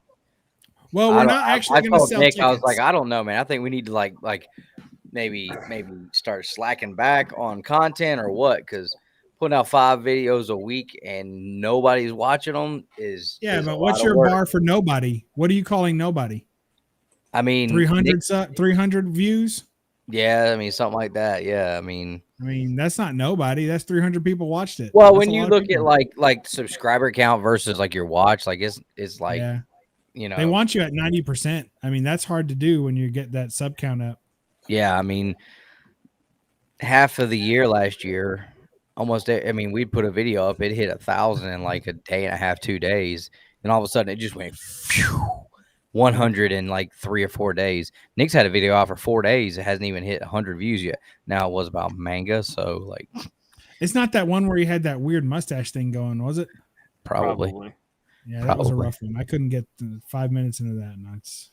But I definitely think YouTube changed the algorithms a lot, and and that's what it's going to be because they're trying to get to the TikTok, to the shorts, and that's what killed it 100%. Because that's why we were planning a 10,000 subscriber giveaway, because we were the way that the algorithm showed, like we were supposed to hit 10K by like August. We didn't even hit 5 yet. So because you guys were gonna have the boxing match at 5K, right? Yeah. And everything just came to a crashing, screeching halt. So I was getting like 10 to 15 subs a day, which I know is not as much as you guys, but for my channel, that was pretty hard steam. I mean, it was going and going, and then it just I don't know, about a month ago, it just went poof. Yeah. And I wasn't losing any subs or anything, but it just kind of stopped. Yep. Same with us. Like one a day or 2 a day. We were having like 700-800 a month, and now we're lucky to get 100. I mean, If you look at when we look at our analytics, you know, it's just down arrow, down arrow, down arrow, down arrow. So I don't know, but Does it help the algorithm complaining about YouTube on YouTube? I you think know, it does. I don't know. Maybe. Maybe. We'll find out. I keep telling Nick, I'm like, you know, we should just put a video out. Like, if we don't hit 5K by the end of the year, we're quitting. I quit. What's the quit? Are you trying to do it for a job, like a total job, like for the rest of your life? What you want to do? No, it's just What's the difference? aggravating with people in the chat. They were giving the last time we talked about it, people in the chat were giving us crap. So I was like, fine, you know what? We don't hit 5K by the end of the year. I quit. I'm done. Oh, don't do that. I'm not going to. I'm not going. I mean, I have too much fun with it. So, but I mean, we put a lot of work into it. So sometimes like it gets aggravating whenever like I know Nick gets aggravated when he gets like 40 views on a video that he spent like 2 days trying to edit and everything. But that's why I don't edit nothing. That's his fault. He shouldn't have done a manga video for comic books. You know what I'm saying? Like, who cares about manga? Well, when I changed the name of my channel from I thought no one. When I changed the name of my channel from Bub's Comics to Bub's World, my comic video watch dropped by like 10%. But all the videos I put out that are not comic videos like doubled and tripled in watch views. Because I think when I would do like say showcase a movie or something or do a review of something, when they saw that comics next to my name, they were like, well, I'm not going to watch a comic channel for a review on something else. So like in your case, you're talking about a manga. If he's doing manga, you know, which is close to comics, but it's not. Yeah. So I don't want to watch a manga review from a comic guy. But then if you take the comics off your name, then they'll give it a shot. You know, I think that's my guess. I don't know. You know who like one guy that disproves that theory, because it makes sense to me, but there's a guy that disproves that theory completely. Perry Comics watches movies. Yes, but anyone who's sitting there and watching reaction videos, like if that's 15K now. If those are your subscribers, though, people who are watching reaction videos, I think they'll watch anything. Like I'm not putting down Perry's content. It's fantastic. It really is. I still don't believe he's never seen Jurassic Park, though. No, I don't think so. But what I'm saying is that, you know, if that's the kind of content you're after, then you're just looking for people who have never watched that movie before, and it doesn't matter what their name is, you know. Right. But if you're looking for subscribers, people who are going to watch everything that you put out, I think the name kind of matters at that point. Right. And we can all take part in, you know, accepting some of his success because of how many late night streams we were all on with Barry, giving him trash for not ever seeing MCU movies and never seeing any of these movies. And he was finally like, fine, okay, I'm going to do reaction video to watching the MCU movies. And then, pew! Yeah. And what was funny about, you know, the way I found Perry was when he was reacting technically to YouTube videos. Oh, yeah. Of comic community. So for me, he's always been a reaction channel. Yeah. You know, that's how I found him. So, you know, I'm good with that. Yeah. And he's so stupid and funny.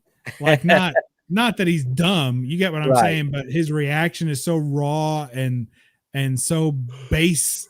Like, you know, it's great. He's a perfect blend for that kind of stuff. So Perry's always done good stuff. Yeah. And as long as you've known him, you know it's genuine. You know, and I guess I watch other people. I've tried to watch a reaction of somebody else. And I'm like, that's not real. That guy's not really that stupid. But I know Perry. You know, Perry really is. You know, he really is. This is the biggest backhanded compliment I've Perry's good because he's stupid.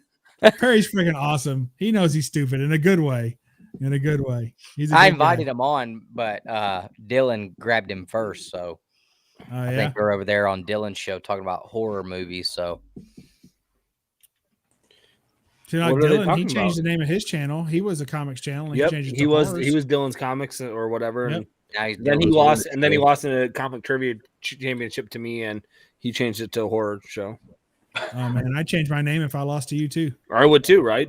That'd be devastating. The shame, horrible. The shame of it. You can't bear it. You're like, oh gosh. I've never lost to Greg. I don't think I've ever competed against him either, though. No, No, what you did the one time, you rode my coattails to a Kamigori finals in our couples. We were in like a couples. We got that was the last time either of us was on Kamigoris. We got grouped up for the Valentine's Day bromance one. Yeah. Oh my gosh! And I didn't know they had carried that. you. I I missed it. carried you to the finals, and then they're like, "For the finals, we're gonna have you guys go against each other." And I lost like every single matchup in the finals, but I won. Wow.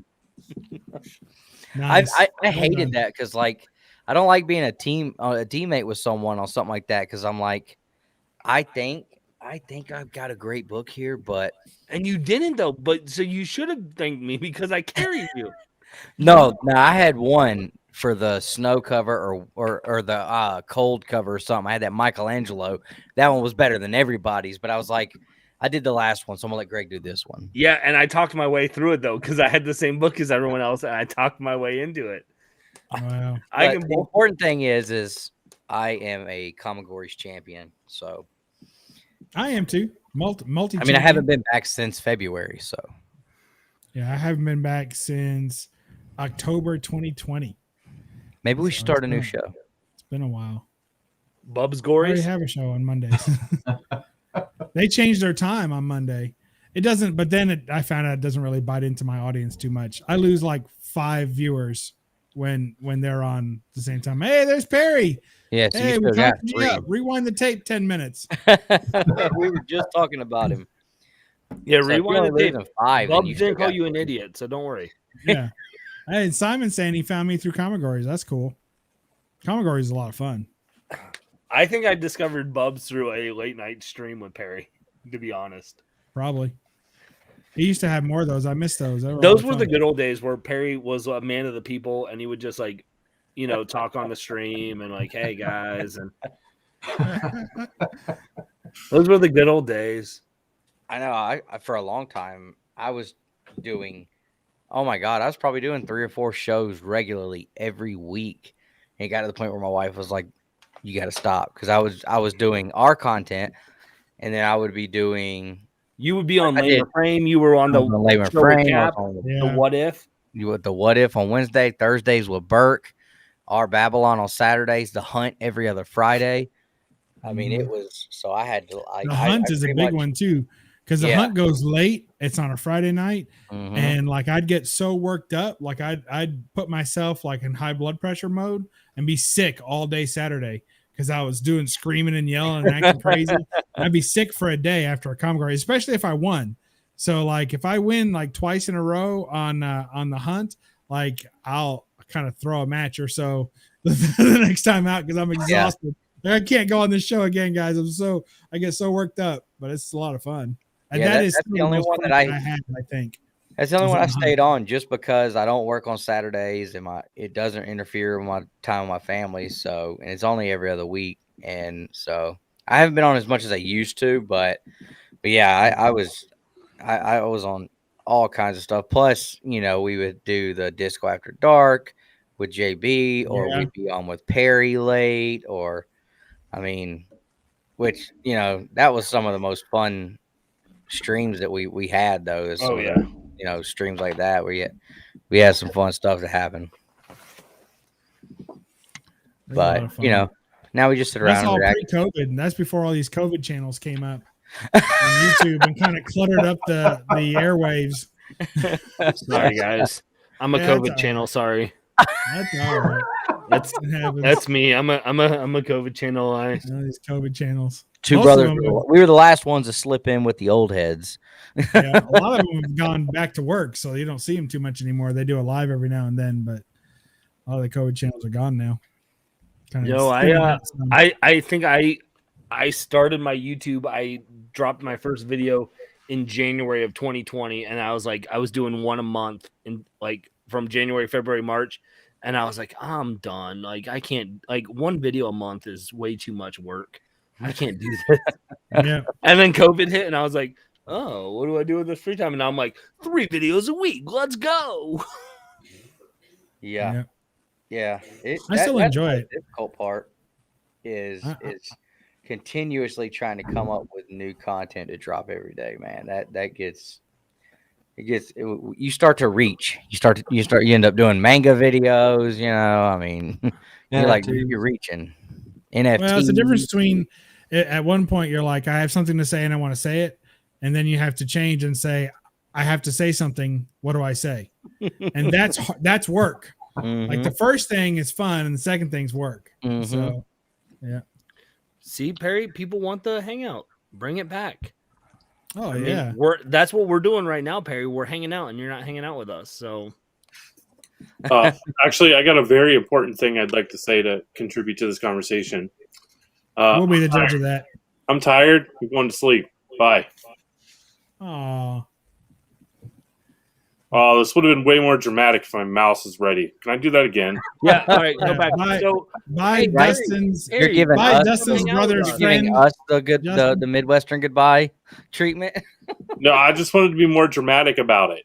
Oh, let's Yeah. try it again. Hey, Perry, why don't you come back and hang out with us? Like, do a live stream. There it is. Perfect. Well, I guess Justin's gone. Oh man, he's gone. It would have been nice if he gave us a very important Right. announcement before he just dropped out. He just left Right. like a jerk. Crap. Must be tired. Must be going to a Railers hockey game or something.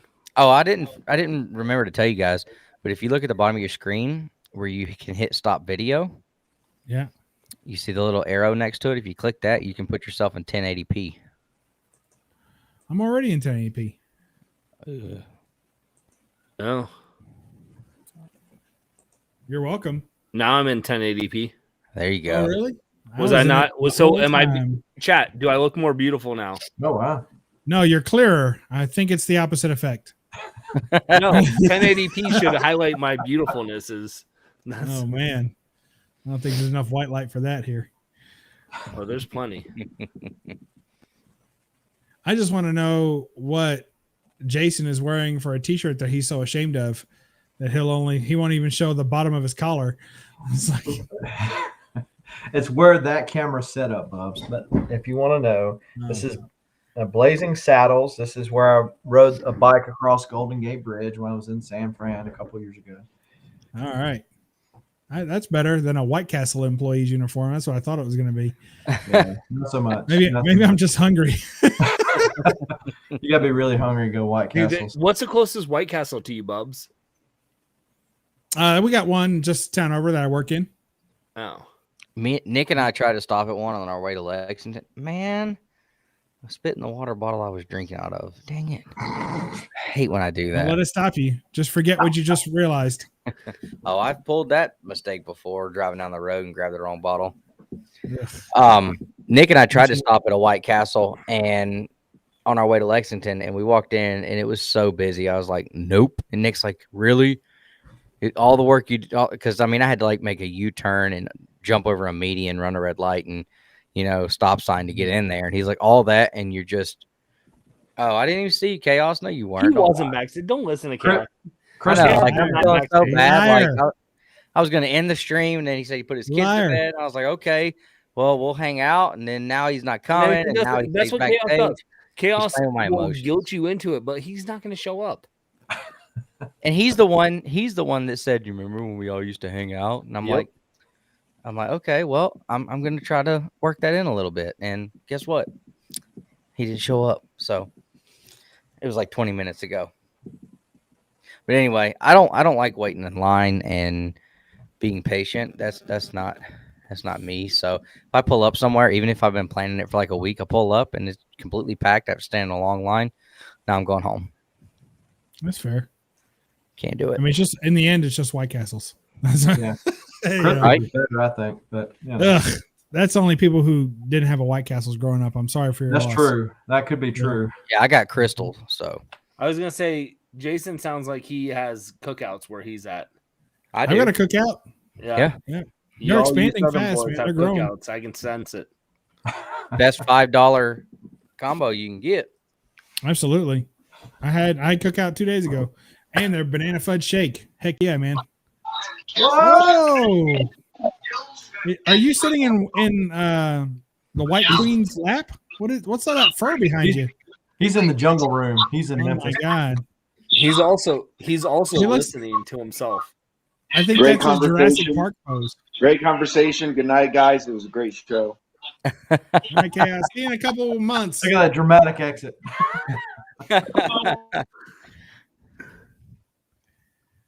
Now he's gonna go get beat by his wife again. I told you not to get on any more streams. I told you to take that to the garage. Boom. So instead of White Castle, Nick was like, "We should go to KFC and eat Kentucky Fried Chicken in Kentucky." I was like, "Okay," and it It still They does don't taste even better. ship the chicken from Kentucky to and it still sucked. I was like, "If it's not Bojangles, dude, fast food chicken ain't no good." And that's even still. Yeah, they've been closing Okay. Bojangles down fast over here. There's hardly any left. They're the big news is they're opening a Bojangles in Cincinnati now in Ohio. I don't which think is that's big news. You need to raise your bar for what you consider big news to be. That's, This that's town might what- be smaller than Bubs. I know about all this hype on Spider-Man, but did you know there's a Bojangles. Bojangles See, coming to Ohio? I'm with you because Hold Popeyes on. is better. Oh, I said it, Dustin. Popeyes is better. I like their sides better, but the chicken. They at don't have a Bojangles- very robust menu. Plus, I You like don't the need breakfast to. at Bojangles. If you're a chicken joint, you need to make sure your chicken's good and you have some good sides, and that's what they do. I've been enjoying Slim Chickens. Do you guys have that up there or anywhere? No, It's like a jazzy southern type chicken place. Pretty good. I was gonna say something, I forgot, but Barry can't go back to his local Popeyes. Oh, that's a shame. You robbed the place. I guess. Would you try and dip your corncob pipe in the olive oil? It's not allowed. It's not allowed. it's a no-no.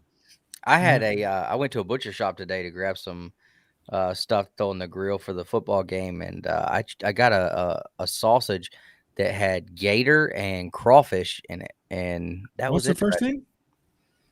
Hmm? Did you say gator? Yeah, Okay. gator and crawfish sausage, and it was very interesting. I So couldn't what tell they if do, I like, did they gut load the gator with crawfish and then just push them in the machine? no, I'm pretty sure they just ground it up half and half with pork, and Oh, okay.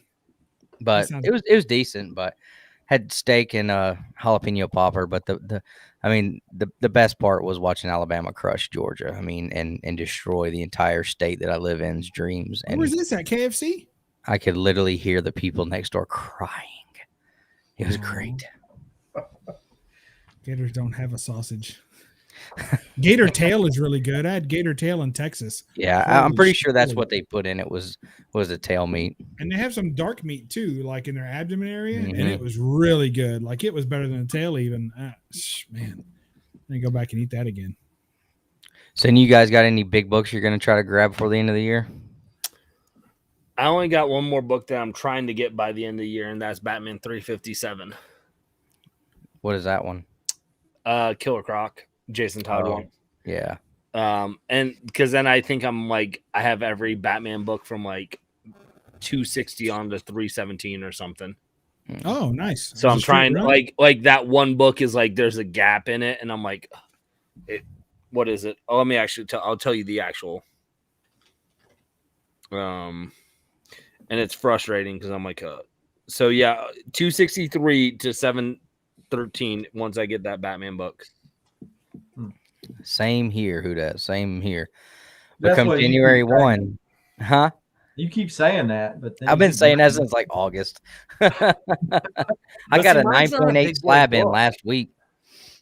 Y'all see that video this coming week. I got a book in last week. There's only 2 graded on the planet.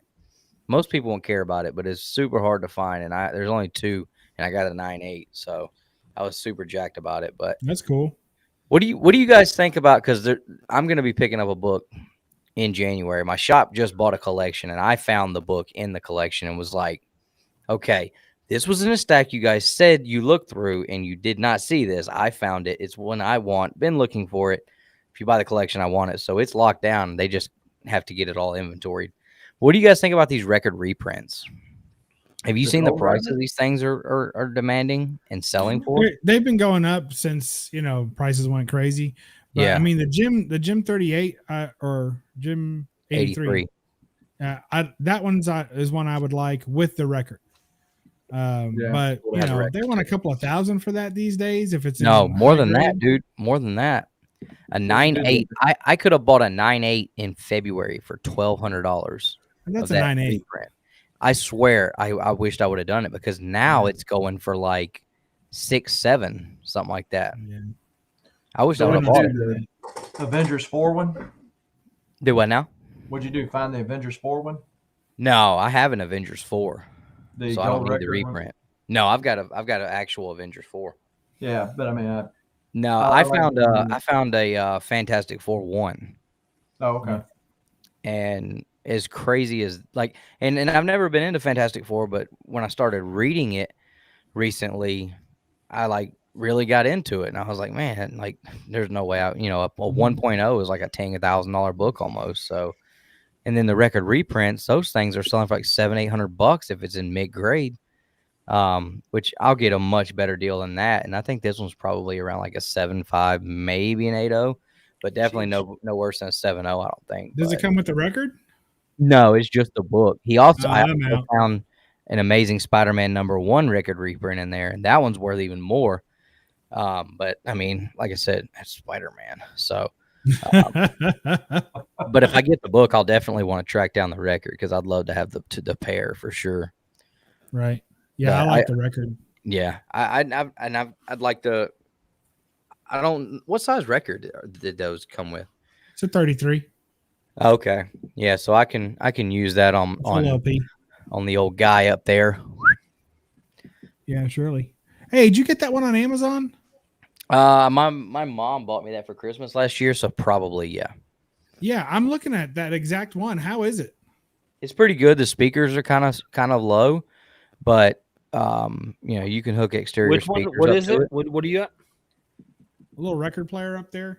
Yeah, Because they weren't like ridiculously expensive, and I'm looking for another one to put. I have this as my main one, but I'm looking at this one. But I'm looking for one to put in the living room. That way, if I want to hear something on surround sound, play it out there. So, yeah. If you're I think looking mine's an surround Audio Tech, which is a pretty good one. But it was affordable. yeah, I'm I looking don't at know what an brand Audio this one is. Technica. It's like $130 though, and Yeah, I'm trying to stay like at the $50 range or something. Yeah, for this one in the one's living room, probably 'cause- close to that. Yeah, it was, or at least it is now.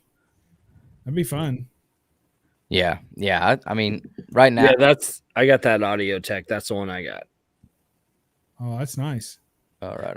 I mean, but again, I think it maybe was over 100 something, but not too much. Yeah, they're not too bad. I'm really thinking about getting that one, but it's a little big, and the one Dustin's got there, it fits the right specifications. It's more shallow, so I can fit it on my stereo system out there. It fits. Yeah. It's not even bigger than a record case. So Yeah. So what was the biggest book you guys got this year so far? I already know what Jason's was, even though it was coverless. Well, it wasn't coverless, but Talking about the Hulk one? yeah. Yeah, that's probably is. Let me see. Actually, I got That was crazy, man. I can't even remember. But I mean, I got a Batman 121. I mean, I think I got my Batman 5 this year. Oh, Batman 5, wow. If you're looking for any more Golden Age Batman books, man, my shop's got a few graded with white pages. They are nice. They got a Batman. They got the first Batmobile. They've got that. They got. Oh, that is. Mm-hmm. They got that one with the Joker coming out of the genie lamp. This is probably the most expensive one that I've gotten over the past year. Was the first. Not.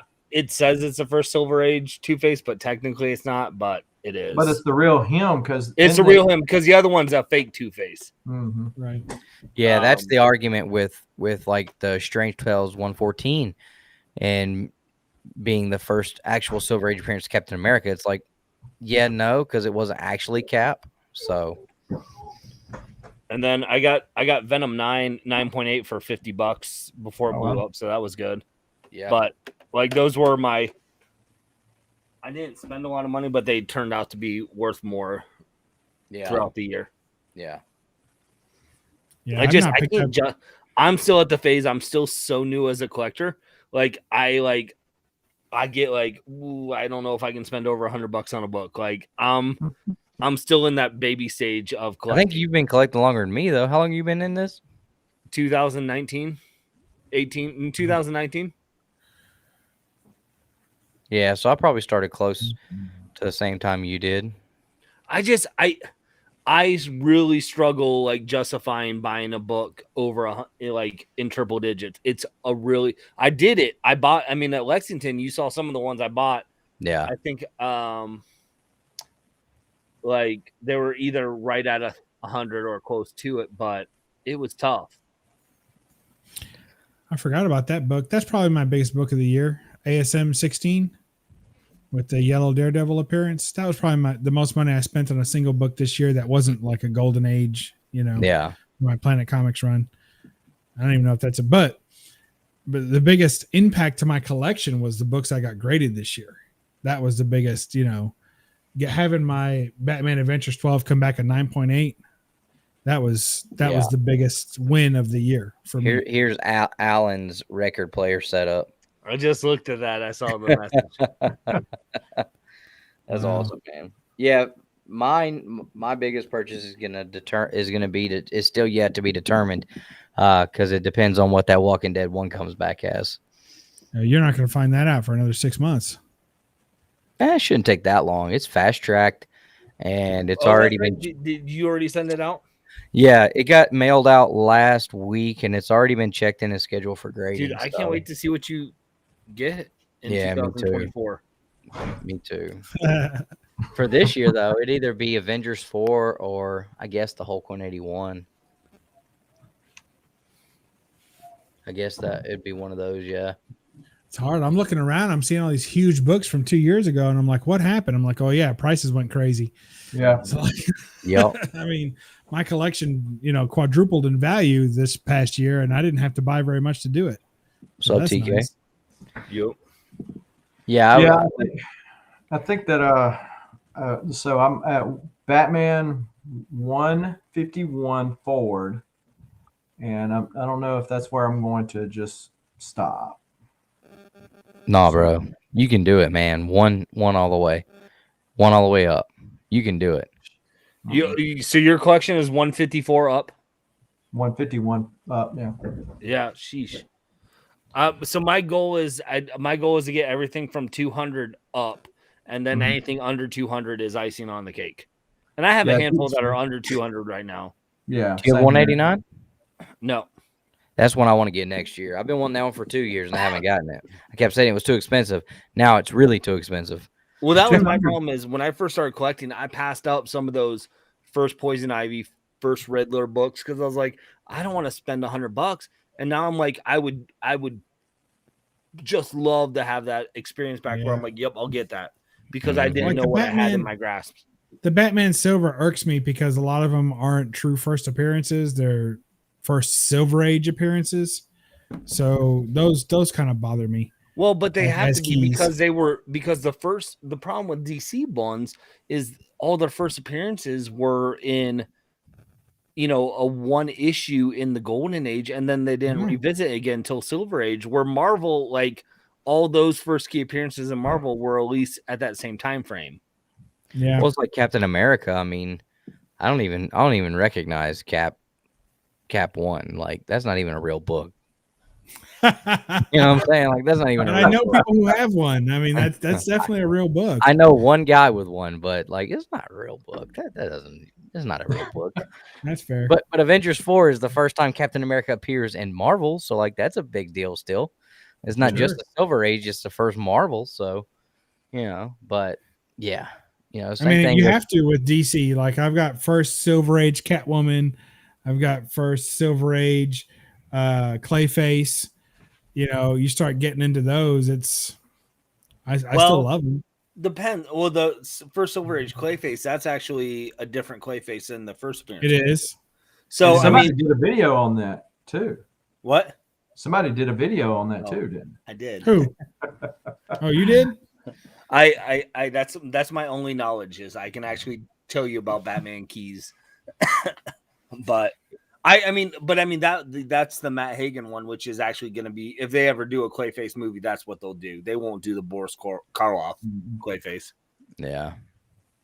Here's a good question. And I think we have some good guys on the panel for this one.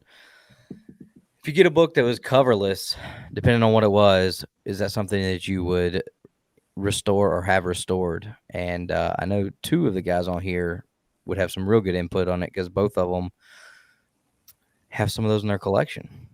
Yeah, but coverless, you can't restore coverless. Do you mean just get a facsimile cover? Or well, I mean, I think he means like, yeah, would you marry a cover or marry a facsimile cover or? And I have. I mean, my Hulk one's that way. The X-Men one that I sold was that way. Facsimile cover? Yeah. So it was a reproduction cover. You can buy them on eBay for like $15.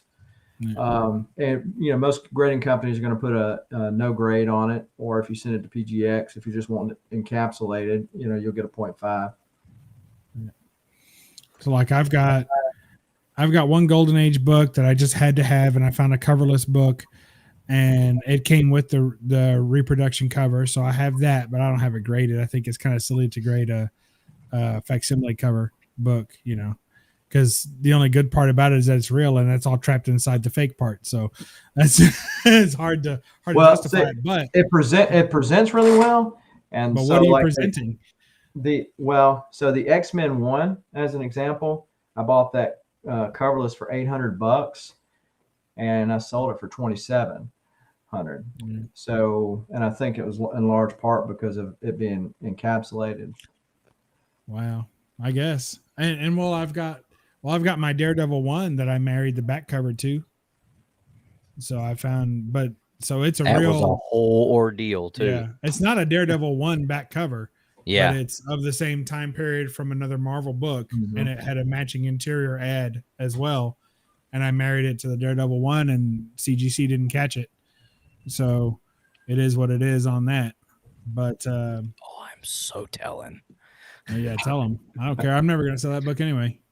Now, they didn't someday, catch a Miles Morales covers facsimile don't count. and graded it as a first print. So I had one book that it was a Golden Age book that was double printed. It had two sets of the book bound together. Like every page was 2 pages. Oh, so, wow. You still got so that? I took half of the book out and encapsulated it with its cover. It was still got a 0.5 because of missing the back cover. And then I sold the other, or actually I traded off the other half to get a couple of Silver Age books from a friend. So you beat the man. Appreciate That's pretty neat. I've never heard of that. Yeah. Part of me wanted to keep it, but I wanted to press the book, and it wasn't going to press properly because it was too thick. It was just messed up. And it was really stressing the staples. You could tell they were going to pop any second. I was like, man, let me just go ahead and remove this, fix it, get it graded, and then do something with the other copy. I'll, let it still in the community. Still in the community. It's out there. Yeah, I passed up on a Doctor Strange 169 yesterday because when I opened it up and looked, the staple right on the centerfold, it had some rust on it, and I knew. I was like, man, that's just gonna start to eat. That's just where the negotiations start to me. Yeah, he already had the price low, and I was like, I don't need to spend this money. I kind of looked at I guess I looked at the rusted staple as like an scapegoat for me to not feel like I wanted to buy it anymore. I was able to talk myself out of it. That's fair. I want to get a Fantastic Four 3 though. That's probably gonna be the big one for me next year that I want to get. Once I got started reading the Fantastic Four stuff, I really got into it, and I mean, obviously, I'm not gonna get a number 1 because I'm not dropping $10,000 on a book, but number 3 for me is like the next best thing. I mean, that's when they get their uniforms, the Fantastic Car. So that's when they become the Fantastic Four. That's what I'm going to tell everybody. I like that. That's a good idea.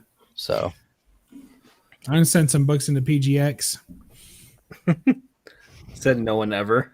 Yeah, right. I mean, it's just tough because there's a price difference and there's a speed difference, and the customer service is good. But man, by the time you get it back, all the things that you saved on don't matter anymore. Like how long it took you to grade this book, you can't charge for that. You can't be like, oh, this is an 8.5, but I got it back in a month, so you should pay me extra. Nope, that's not how it works, right? Nobody cares about that, right? The only thing is the final product, and if the final product doesn't have a higher resale value, then you wasted money. Yeah. Yeah, I like the PGX cases. And for some of my books that I have that don't really have real high resale value anyway, and I just want to get them slabbed as opposed to putting them like in a case or top loader or something, I consider it. But for like $10 more and 6 more months of patience, You can just throw it in a Gator Guard or one of those crafty comics. Fuck those guys. I mean, yeah, those guys are awesome. Oh, is that the company you got that sponsorship through? No, I didn't get a sponsorship. Somebody else might have, but it wasn't me. Here's the deal with them. You know, which I probably shouldn't say anything on this channel. No, you probably shouldn't. Anyway, I'll say this. I'll just say this, and I won't mention any company names, right? Even the ones you can delete it, whatever. So I got a somewhat similar product from one company, gave them a very honest review. That was maybe 3 years ago. And then that guy has been super nice. He sent me a bunch of products since then, and I paid for my product up front. He got a super honest review, and he's become a friend since then. And we've met up, and we've seen each other at shows, and all kinds. And he keeps giving me stuff, and I keep buying stuff. It's been a great relationship, and he got a pretty brutal review from me and implemented some of the changes that I suggested in my review. So into the design. So that's awesome. What more can you ask for, right?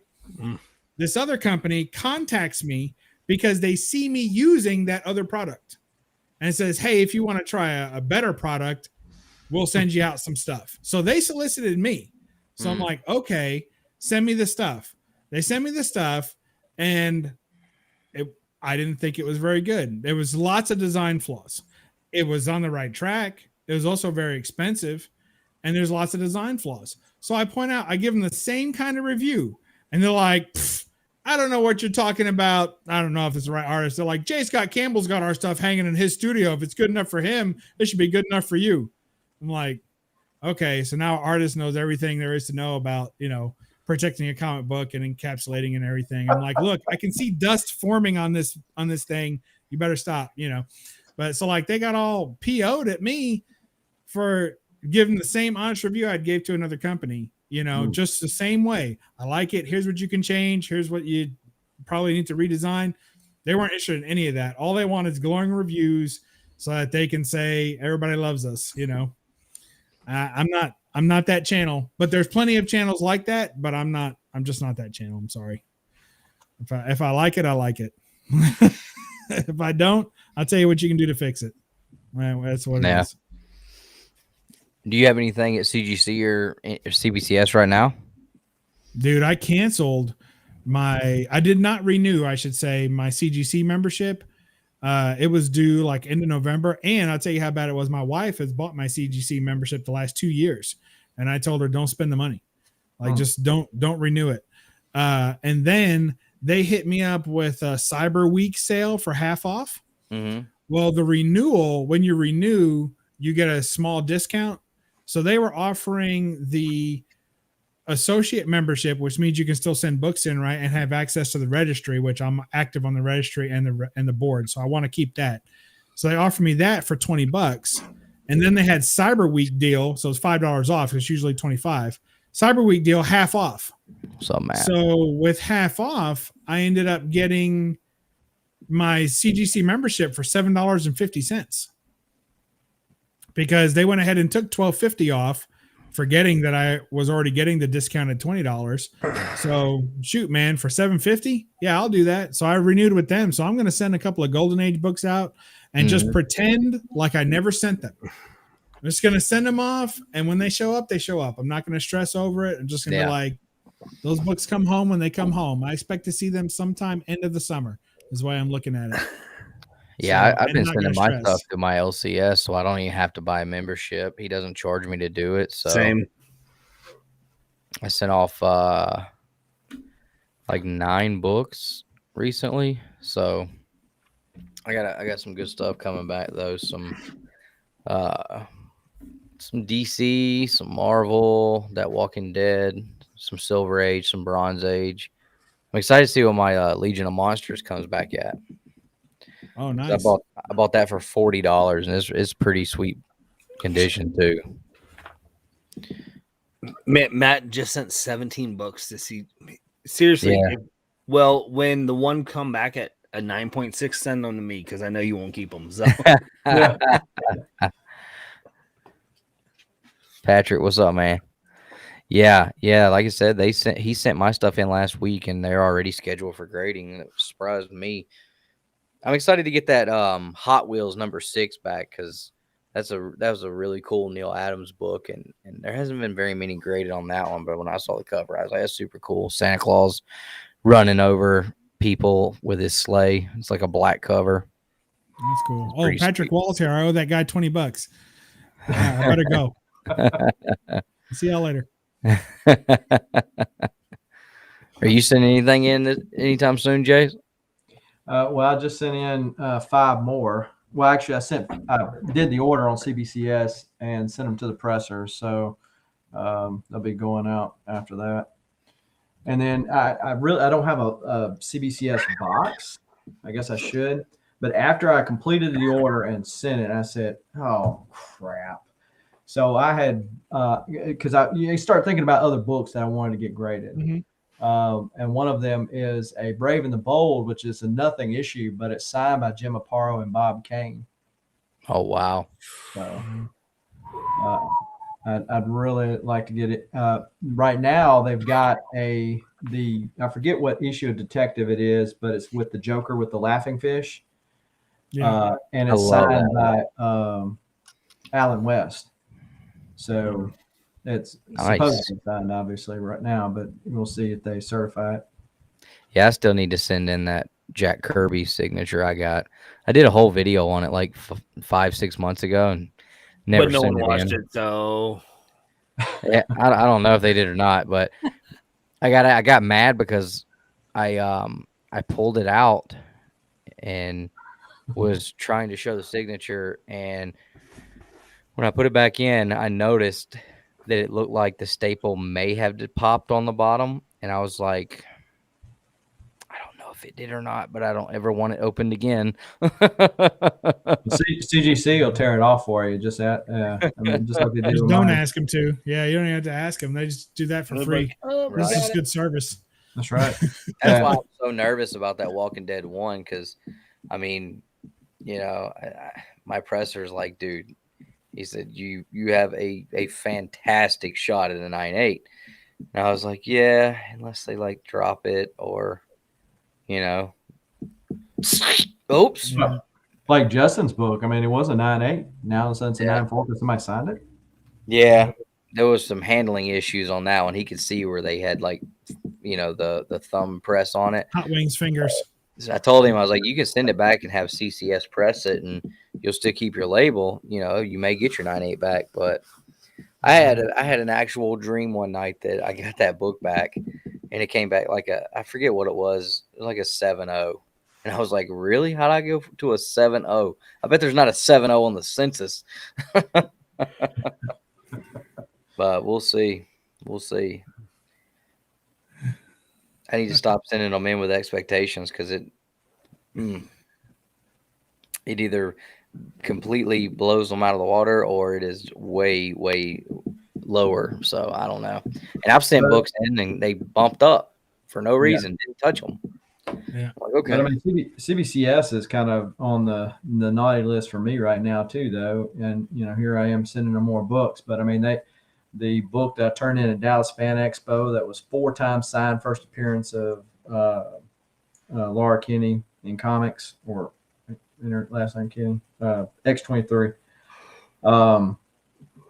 Yeah, so it was a reholder. That's all it was gonna. And we're gonna take very long at all. Still hadn't seen nothing on it, and not even registered yet on there. And they've had other stuff since July, and it's in processing now. I thought her first appearance was in a test tube. Yeah, technically. Oh, that was Venom.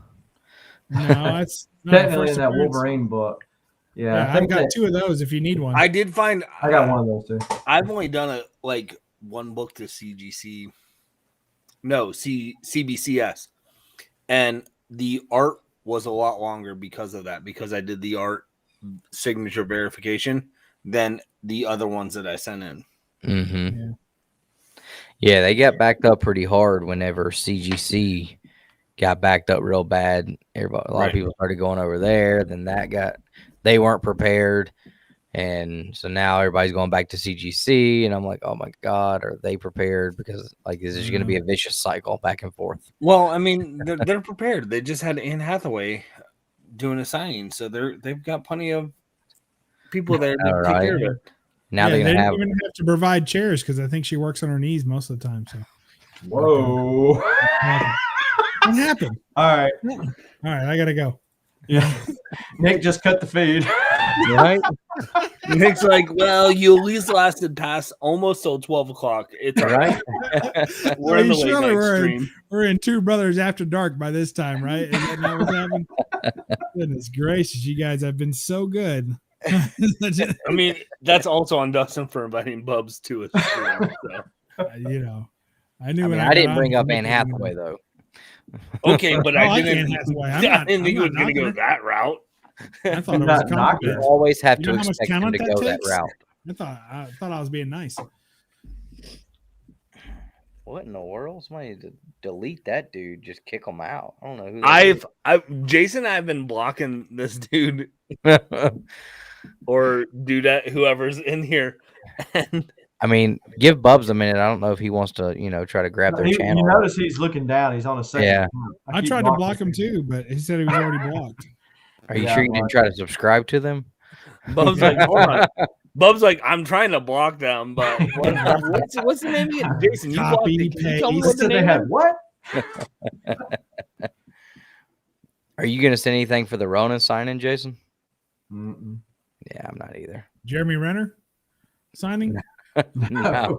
I was like, dang, y'all going to have 6 people? Like, that was like the beginning of what really screwed up CGC last year was when they did that Ronin, when they did the Eastman signing, and then the Ronin stuff was out, so they were sending that in. Turtles was on fire, so Turtles books were going left and right, and then oh my gosh, I think me and Russ sent our books in. We had already been planning on sending a bunch of Turtles books in, and we sent them in like November of last year. We got them back in like April. I mean, it was something crazy like that. But I don't know. It's just a lot of money. I don't want to pay that much money for a signature on a book and not be able to talk to the person at least.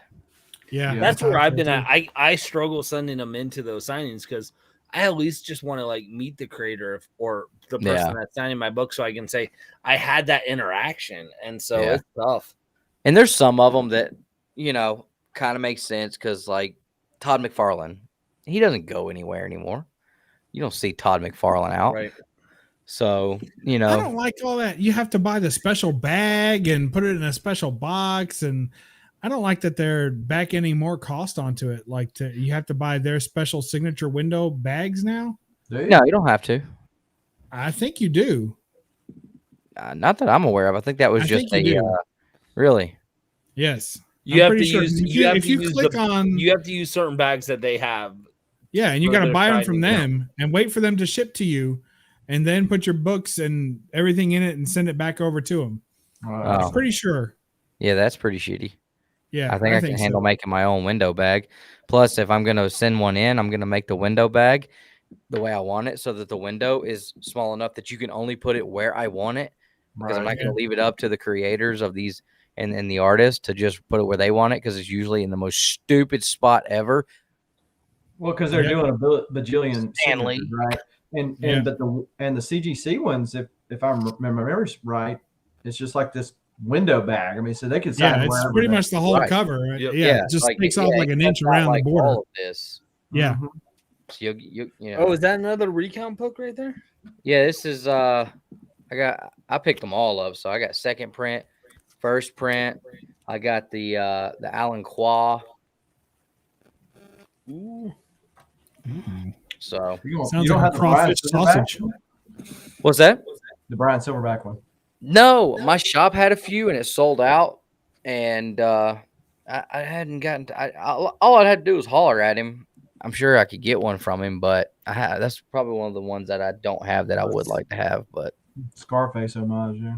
yeah, Those are the ones that Ash can, and then those are the 3 that I have: the A cover, and then Silverbacks, and yeah. I don't The have the web ash exclusive. can now. Brian and them are doing a new one. If you go on his Facebook page, they're doing a new one. Basically, like to, I guess, like celebrate the movie or whatever. Hmm.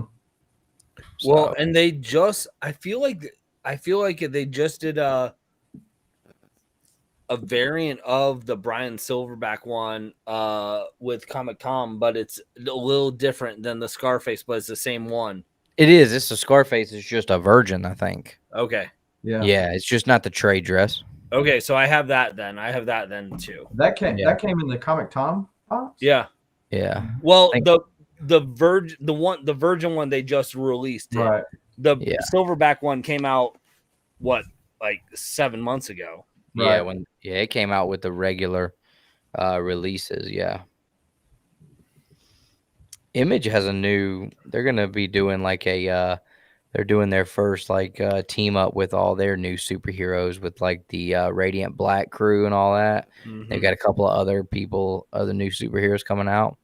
It's supposed to be coming out in like January, February, something like that. So are you going to get back into reading Power Rangers with the new storylines now? No.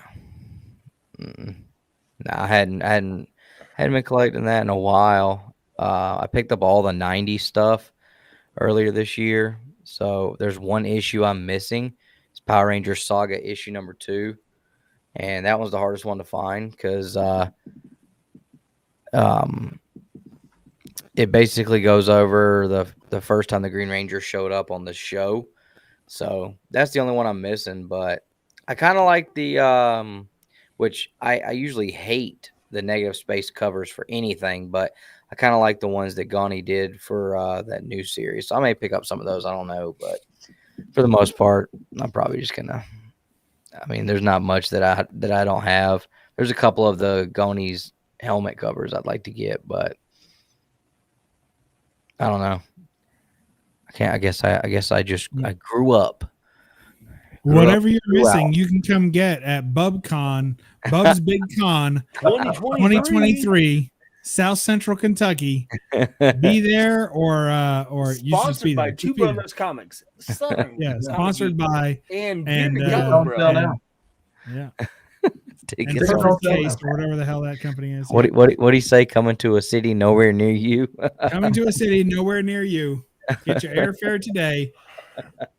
Driving is preferred because you'll need transportation once you get here. I know you're joking, but like, let's be honest. Like, that would almost be like the best thing is to find like a smaller town like that where Dude, we I'm literally doing could it. just say, let's get all the YouTube creator families in and just have a big party in one town. Like, Dude, because I'm doing it. I'm having BubsCon 2023. It's happening. I can't decide on the dates. I want to think around spring, but I don't want to get into like people's regular con schedule.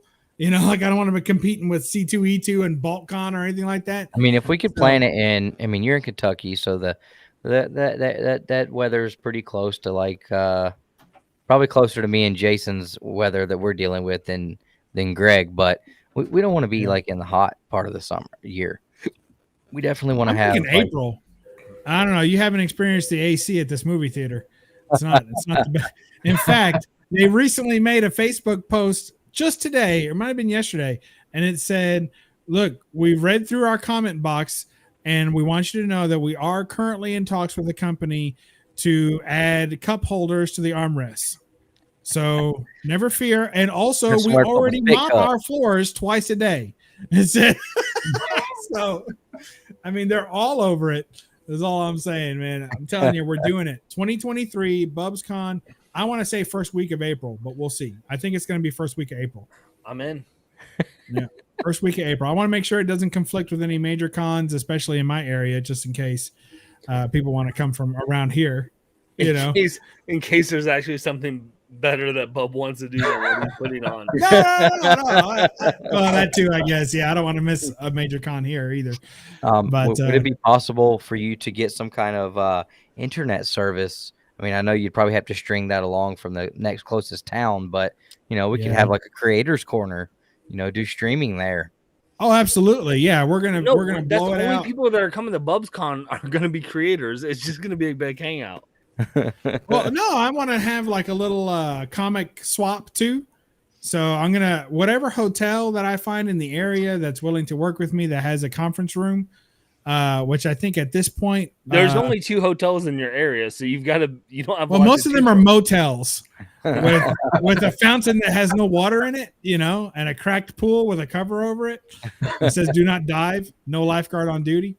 But I feel like there's one that opened up just down the road. So I think there may be one like in the next town over that's having it. So I might do that. You got to come to your town and go to another town. Dude, the town's 12 minutes away on a road that you can drive 70 miles an hour minimum. So don't worry about it. I'm already negative tweeting about BubsCon now. Yeah, you might be right. You might be right. We can't even get a hotel with a conference room at BubsCon. We have to go to another town. Yeah, I think you're right. But there's a motel right in front of where the theater is. Maybe they'll let me. I think people stay there at a month at a time, though. It's pretty rough over there. They don't pay by people go to that motel on the hourly. Either hourly or monthly. Those are your choices. We're gonna do this, man. I'm gonna have a big, YouTube creators welcome, and we're gonna rent out the movie theater for the whole day, maybe 2 days, and do a big shebang there. And there'll be movies playing. We'll get together and pick the movies, the worst comic book movies we can think of, playing all week long or all weekend long, and everybody come down and have a big time. That'd be pretty cool. It's gonna be fire. I wonder how many creators would come to Central Kentucky for a weekend like that. I mean, it's not that far of a commitment for me, so I'm in. Yeah. I mean, we came to Lexington, so it's not that far. Yeah, I think we could do this. I think I could at least fill a hotel, fill like 10 rooms. I think we get 10 rooms. Maybe we get a group rate if we do that. It's going to be huge. We're going to have vendors and suppliers and people selling insurance. It's going to be awesome.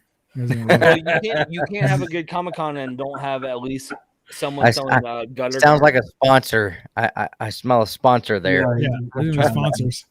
I even need some sponsors. I don't think it's real cheap to put on a convention. I mean, you got insurance problems and renting the space and everything. We're gonna have to charge something. I know 2 insurance guys, so yeah, you do. What about I don't know, how much does it cost to rent a space, you think? How much should tickets be? Let's start with that. Then if I know how much I'm getting out of the tickets, then I know how much I can spend on this. I mean, if you're being realistic about it, the last con I went to was Baltimore, which was all comic book based, and it was like $60 for 3 days. So if you're doing 2 days, I think it's $30 at the most. I think I do a Friday and a Saturday. Okay. And I think tickets are $20. I think it's $20 in advance, $30 at the door. How about 25 at the door? No, we'll give the kids a break. No, if you're waiting until the last minute to come to BubsCon, it's $30 at the door. Yeah, you're right. I mean, we're planning this so far in advance. You're right. Yeah, we it's 2023 when we're planning this, so it's $20 in advance or it's $30 at the door. That's a good deal. Look, Simon's going to fly down for BubsCon. He's coming all the way from Australia. You guys can't drive 2 states. I already still hasn't given a commitment. He was in Nashville like a month ago. He was just 2 hours away from me. Never even called me. Nothing. I was like, Simon, tell me I want to go to a con in Australia. Yeah. Because he had a con promoter on the show, and he's like, well, I don't know if I can fly you out. I'm like, no, just give me a booth. I'll fly out. I don't need you to fly me out to Australia. I'll fly out on my own. Just make it seem like I'm more important than I am. This crappy little town won't have any idea what hit it. Oh, it'll be in such shock when we all roll up in and we're like, whoa, this is a real. I mean, I'll make the local paper and everything. He'll be the next mayor of the town. That's what I it's really can't. about. I cannot afford that generosity. They start digging in your background when you start going into politics. I can't afford that. Okay. They'll let you rent a motel for a day, but they're not going to let you run for mayor without asking a few questions. You know.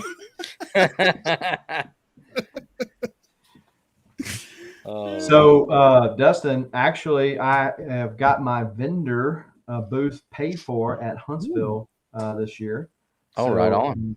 Me Awesome. and Big Will is actually splitting the booth, and Sweet. we'll be down there. That's awesome. I mean, technically, Big Will's going to take 3/4 of that booth, isn't he? I mean, you're not really splitting it. You know, poor Big Will's going to be crushed in the other half. You got When's Huntsville again? March. No, April the 20-something. I think it's the last. Literally the weekend before Lexington. Are you going to Lexington this year, Dustin? Yeah, we're going to both. Yeah, we're planning on going to Lexington. So now I got to figure out. They better just start to announce some actually good creators there. Oh my gosh, dude! They were like, I think it was yesterday. Like today, Friday, we're gonna announce creators, and it was literally they announced 2 of the same creators that they had last year. That I'm like, come on, guys. Yeah. Look, Chris Barrett wants to know what celebrity guests we're going to have at Bub's Big Con. These guys, except for maybe Jason, he's non-committal.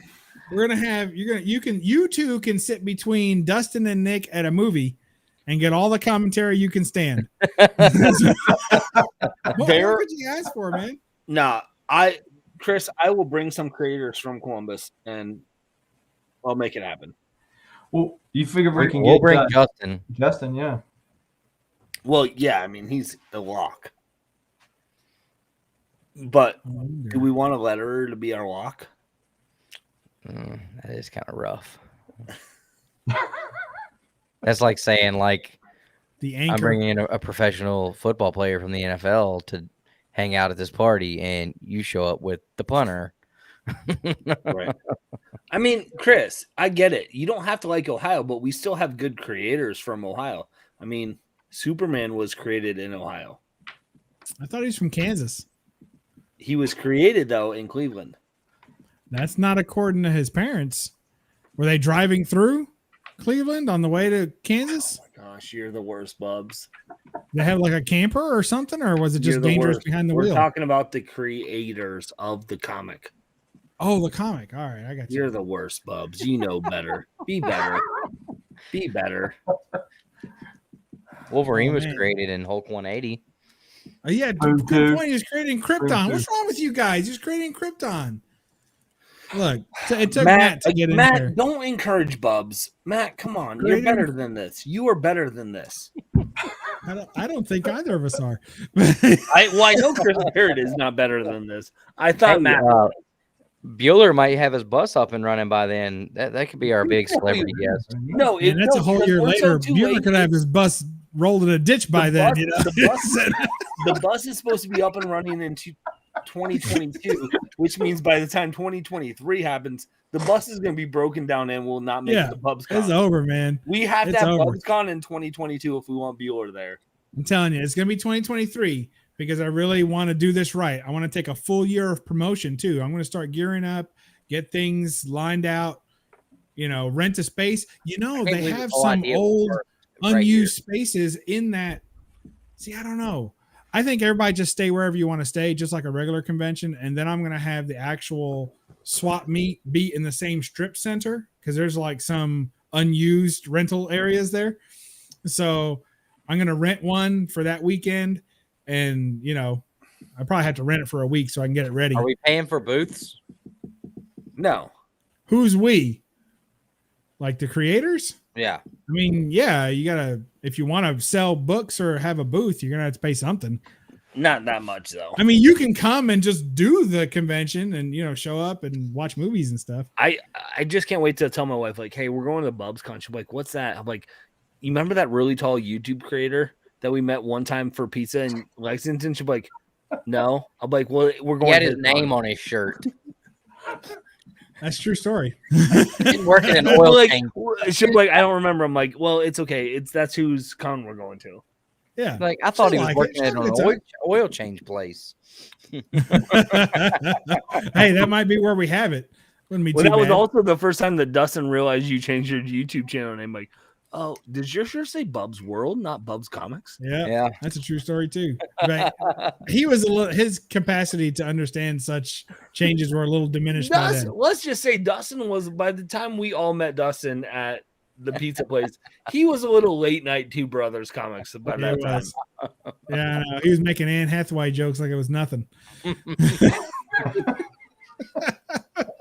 That's because I was drinking that horrible beer. The only way to get it down was to shoot it. It was rough. Oh, is there a strip club in my town? No, there's not a strip. Well, I mean, there could be if I rent the space next to the BubCon. When we black out the windows. hotel. Yeah, we can make something happen. Yeah, Barrett, I could definitely get Al Snow. That's no problem. See, we can make BubsCon work. Look at that. We could get Jonathan out there. If you actually make BubsCon work. Oh, it's happening. April. I I'll want to say the first Daryl weekend Banks. in April. I'll bring Columbus's own Daryl Banks to you. Who's that? He created Kyle Rayner, Green Lantern. Bring him on. I'll bring him. If you get BubsCon working, I'll get him out there. BubsCon is happening 2023. Come one, come all, and bring a friend. That's what we're gonna say. Don't do it on the wall. Yeah, just don't do it on the wall. We're gonna have a big space. I can already think of some of the spaces. We might rent out multiple places, one for celebrities and one for comic swap. That way those people don't have to, fight each other too much. It's gonna be great. I don't want to be out there dealing with the peasantries. Yeah, I understand. Me neither. You guys have your dealer booths. Anybody wants a booth, you just pay. What's average booth price? I don't know. We're probably just gonna have Justin run ours because we're gonna be sitting in the celebrity area. Yeah, we're all in the VIP booth area, so Not bad. because we're Look playing at this. that! Look at that little cup he's got. Well, yeah, I mean, Bob, that's where you could get some comic creators. It's pretty I neat. mean, not just the comic creators, but the Who made that? My sister-in-law. Okay. Well, I don't have one. interesting. You don't have a sister-in-law? Bub World. No, I don't have one of those cups with like a cool. They'll be for sale at BubCon. It'd be better if it was Mhm. It'd be better if it was the first appearance of Wolverine. Boom, too. It would be. Exactly. I've got that one raw, so I can always look at it and see the first appearance. I have my second appearance slabbed. But not on a cup. See, No, and it still says Bub's Comics. Right. These are going to be the discount ones available at the con. I like it. we try to I make need sure one of no those one stickers. forgets. I had them with me at Lexington. Maybe I'll give you one at BubsCon. Yeah. Or Lexington next year. Okay. We got this. BubsCon 2023. It's going down faux real. For real? Oh, real. FAUX real. I want one of those cups to go down for real. That's what I'm saying. Yeah, well, I'm gonna have a booth set up. My sister-in-law is gonna have a booth set up. She's gonna be selling all kinds of stuff like this. I'm booking her. She don't even know it, but I'm gonna book her. Well, I just want to put our logo on one. I can deal from a booth, I guess. There you go. It's gonna be awesome. Somewhere. It's gonna be awesome. So Nick and I are gonna need like our own Internet. table set away and area enough to put lights, cameras, microphone setups, a couple of fans, probably good. A Yeti Sounds cooler good. that's been pre-cooled a day in advance. That way the Don't ice worry. doesn't melt. What color M&Ms would you like in your bowl? I Don't don't do listen. M&Ms. Bub, don't listen to Dustin. Dustin literally showed up to Lexington Comic Con and was like, "Hey, Bearded, come down to my hotel room. I got Bud Light. It's not cold. I got it straight from Justin Bridges' car. Just come down and let's drink." And I'm like, "No, I have Not like a bourbon hot up in Bud my Light. room right now. Why would I come down to your place?" I crushed 4 room temperature Bud Lights that have been in Justin's car for 5 hours as soon as we got to the room. Oh man, that's terrible. It's the worst. Hence why you know how he was at Pies and Pines at the pizza place. He's totally staying at the No-Tell Motel across the street from the convention that we're going. Yeah, I don't care. As long as I got a piece with me, I'll sleep easy. Oh, you can get a piece when you get there. They're lined up in the lobby. You just take your pick. Nah,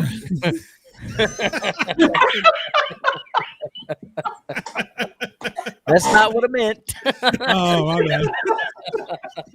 Took me a second. Oh. Mm-mm. It's gonna happen, man. Mark it down. It happened on Babble-On. There's been some wild stuff that has been birthed here.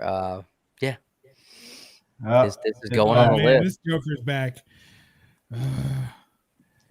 Dang, dag nabbit. blocking them. Bub, stop bringing them back. I'm telling you, Patrick Wall gets a free ticket to BubbCon. I owe him that much. What Whether about he shows the up or not, person you that guys are comments even. right after Patrick Wall? And if he doesn't show up, you guys are no, still he's probably even. at the hotel already. No tickets for him. Man, it's gonna be fire. You guys are gonna love it. I hope so. I hope we're can't still wait. all doing I'm this by excited. then. Absolutely. We're doing it. I'm going to start right now. I'm going to start looking for places, finding out how much it costs. And by April this coming year, I'll start the promotion for, the day after whatever that weekend will be. Are you gonna expect the rest of us to help promote it too? I'll promote it. Don't worry. Well, I figure if you're getting a booth, then I expect you to be like, hey, come see me at BubsCon. We'll just have to send you the pricing tier for that, depending on like how many videos a week. What videos do you want the Babble-On? Dustin, no one watches your videos. It's fine. Just take the. Yeah, you were complaining a minute ago that you had no reach. Now you're like, oh, look, for the 40 people that watch that NFT video, you're going to pay top dollar for that. Manga, hey, where are your guys? Listen, Bubs, if you don't give me money, we're gonna promote it on the next manga videos. Otherwise, I know. Yeah, I know. He's gonna hold it hostage. Like, look, you're gonna end up in our worst videos if you don't pay up. the streams where you trying to invite make- Jason hey, and Greg on. That's when we'll Got to promote make it. the money to get down there. Once we have a date, man, I'm telling you, I'm gonna set up the date. I'm gonna check with the movie theater and ask, is this something that can be done? Because I don't know if they'll let me. Because you can watch whatever you want. There may be some rules about sub-selling tickets, because basically I'm going to be selling tickets, right? So they may have a rule about that. So Yeah, but if you separate the con from the theater experience and just say, hey, I'm selling tickets to the con, and anyone who has tickets to the con can get into the theater. right, but they're still the ones who are like, okay, come on, okay, they're still going to have to check tickets or do something to let people in and out of there. That's I fine. figure I need to what get them a you do is when wristband. you show up to the con, you get free tickets to the theater, and then you're not selling tickets to the theater. I know that, but I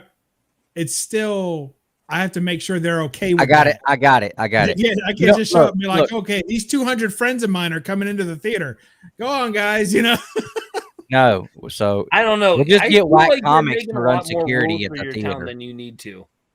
just get Whack Comics to run the security at the theater. I was going to tell them what I have in mind and see if they're open to it.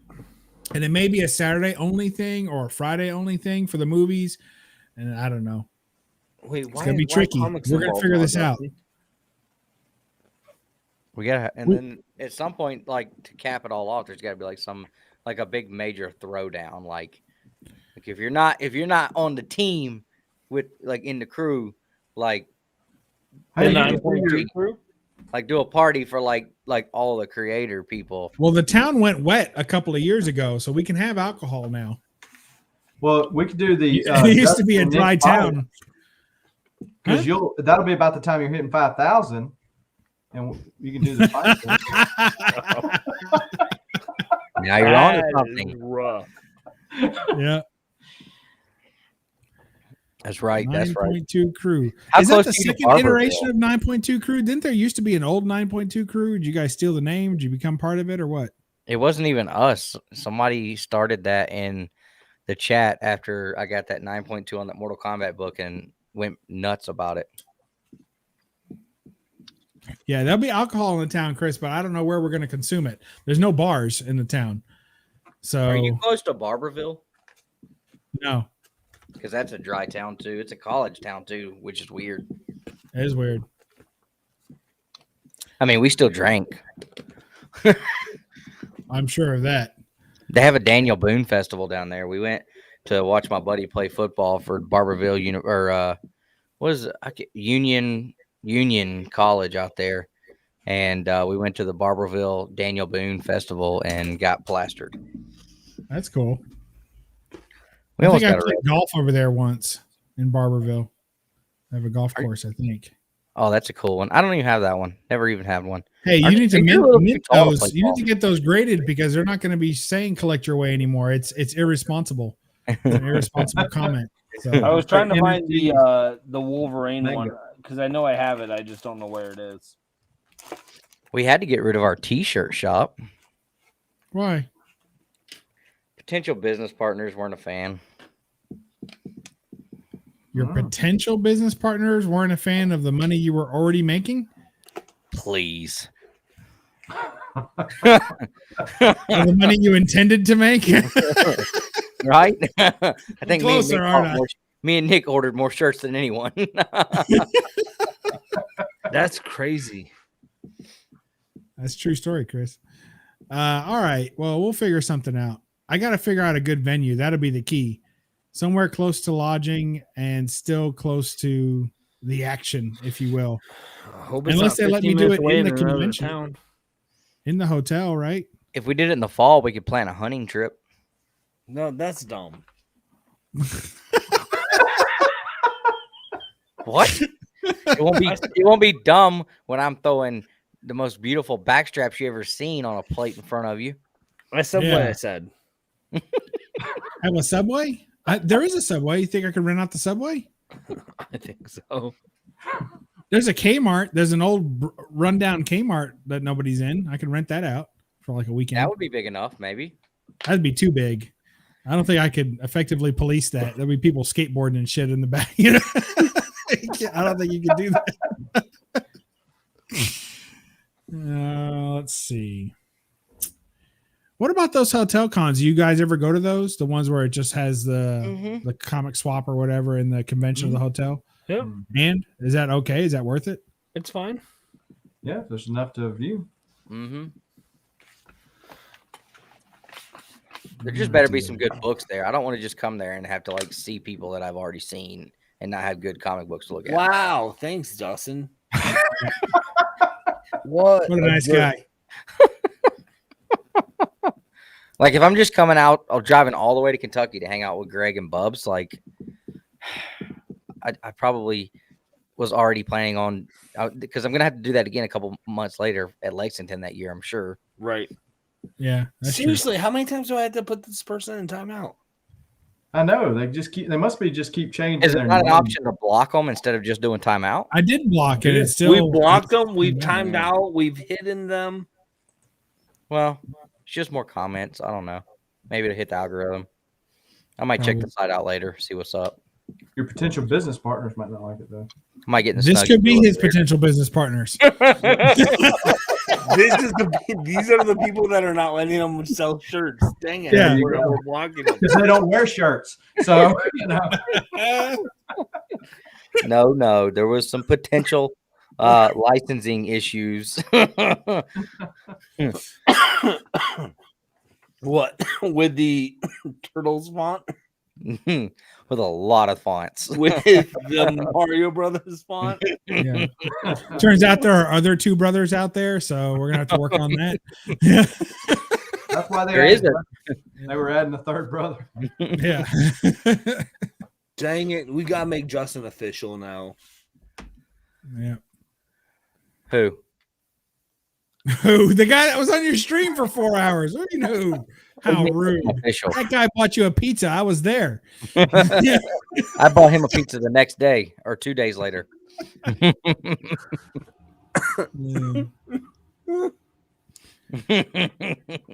You're killing me, Dustin.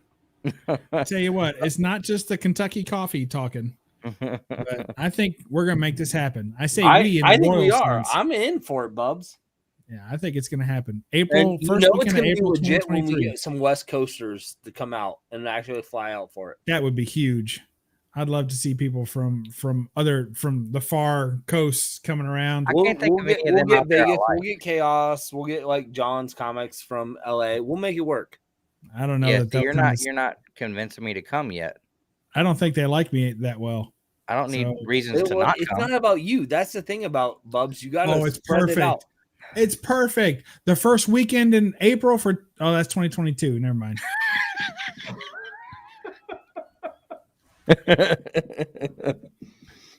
Still Hey, perfect. What if we April did Bubs No 2023, Faces on? April Fool's Day is on a Saturday.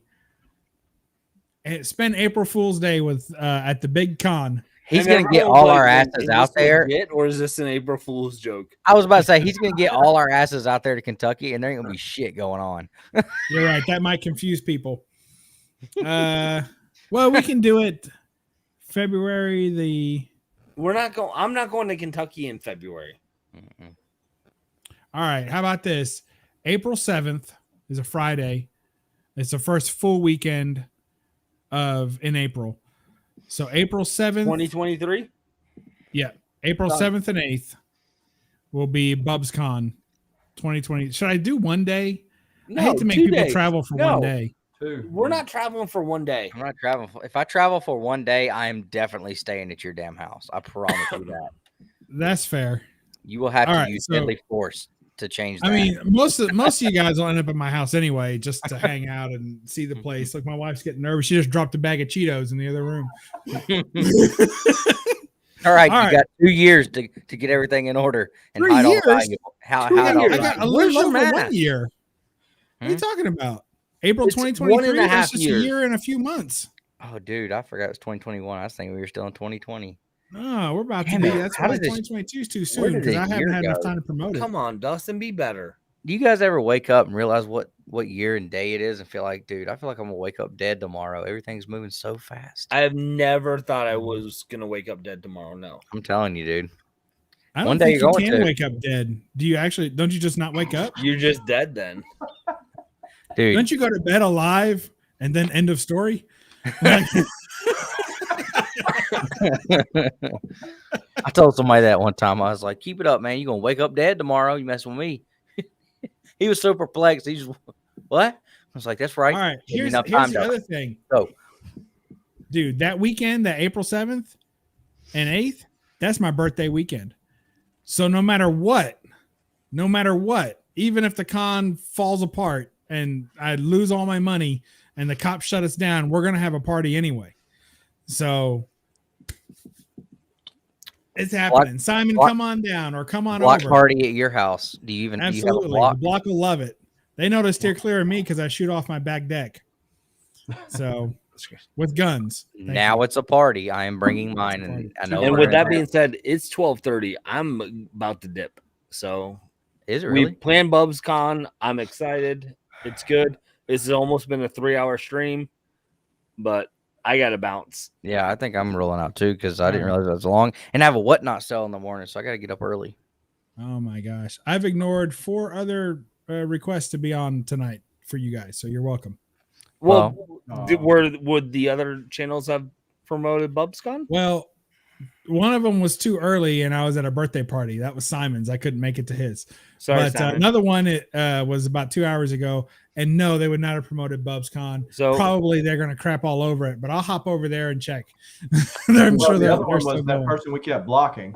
So I don't. Yeah, know. he sent me a couple of ill-advised pictures on Instagram, so I wasn't going to go. it's just Nick's other channel. Oh, I could tell it was Nick. Yeah, that shoulder hair was recognizable enough, so I knew who it was. So I'm not. Not going. Dustin's like, I'm not saying anything. We're also like, there's no way Nick's gonna watch all of this episode. No, no. We're All gonna right, have a guys. great Well, hope everybody enjoyed the show. Thanks for hanging out all night, and we might catch you next week for a Babble-On. We'll see.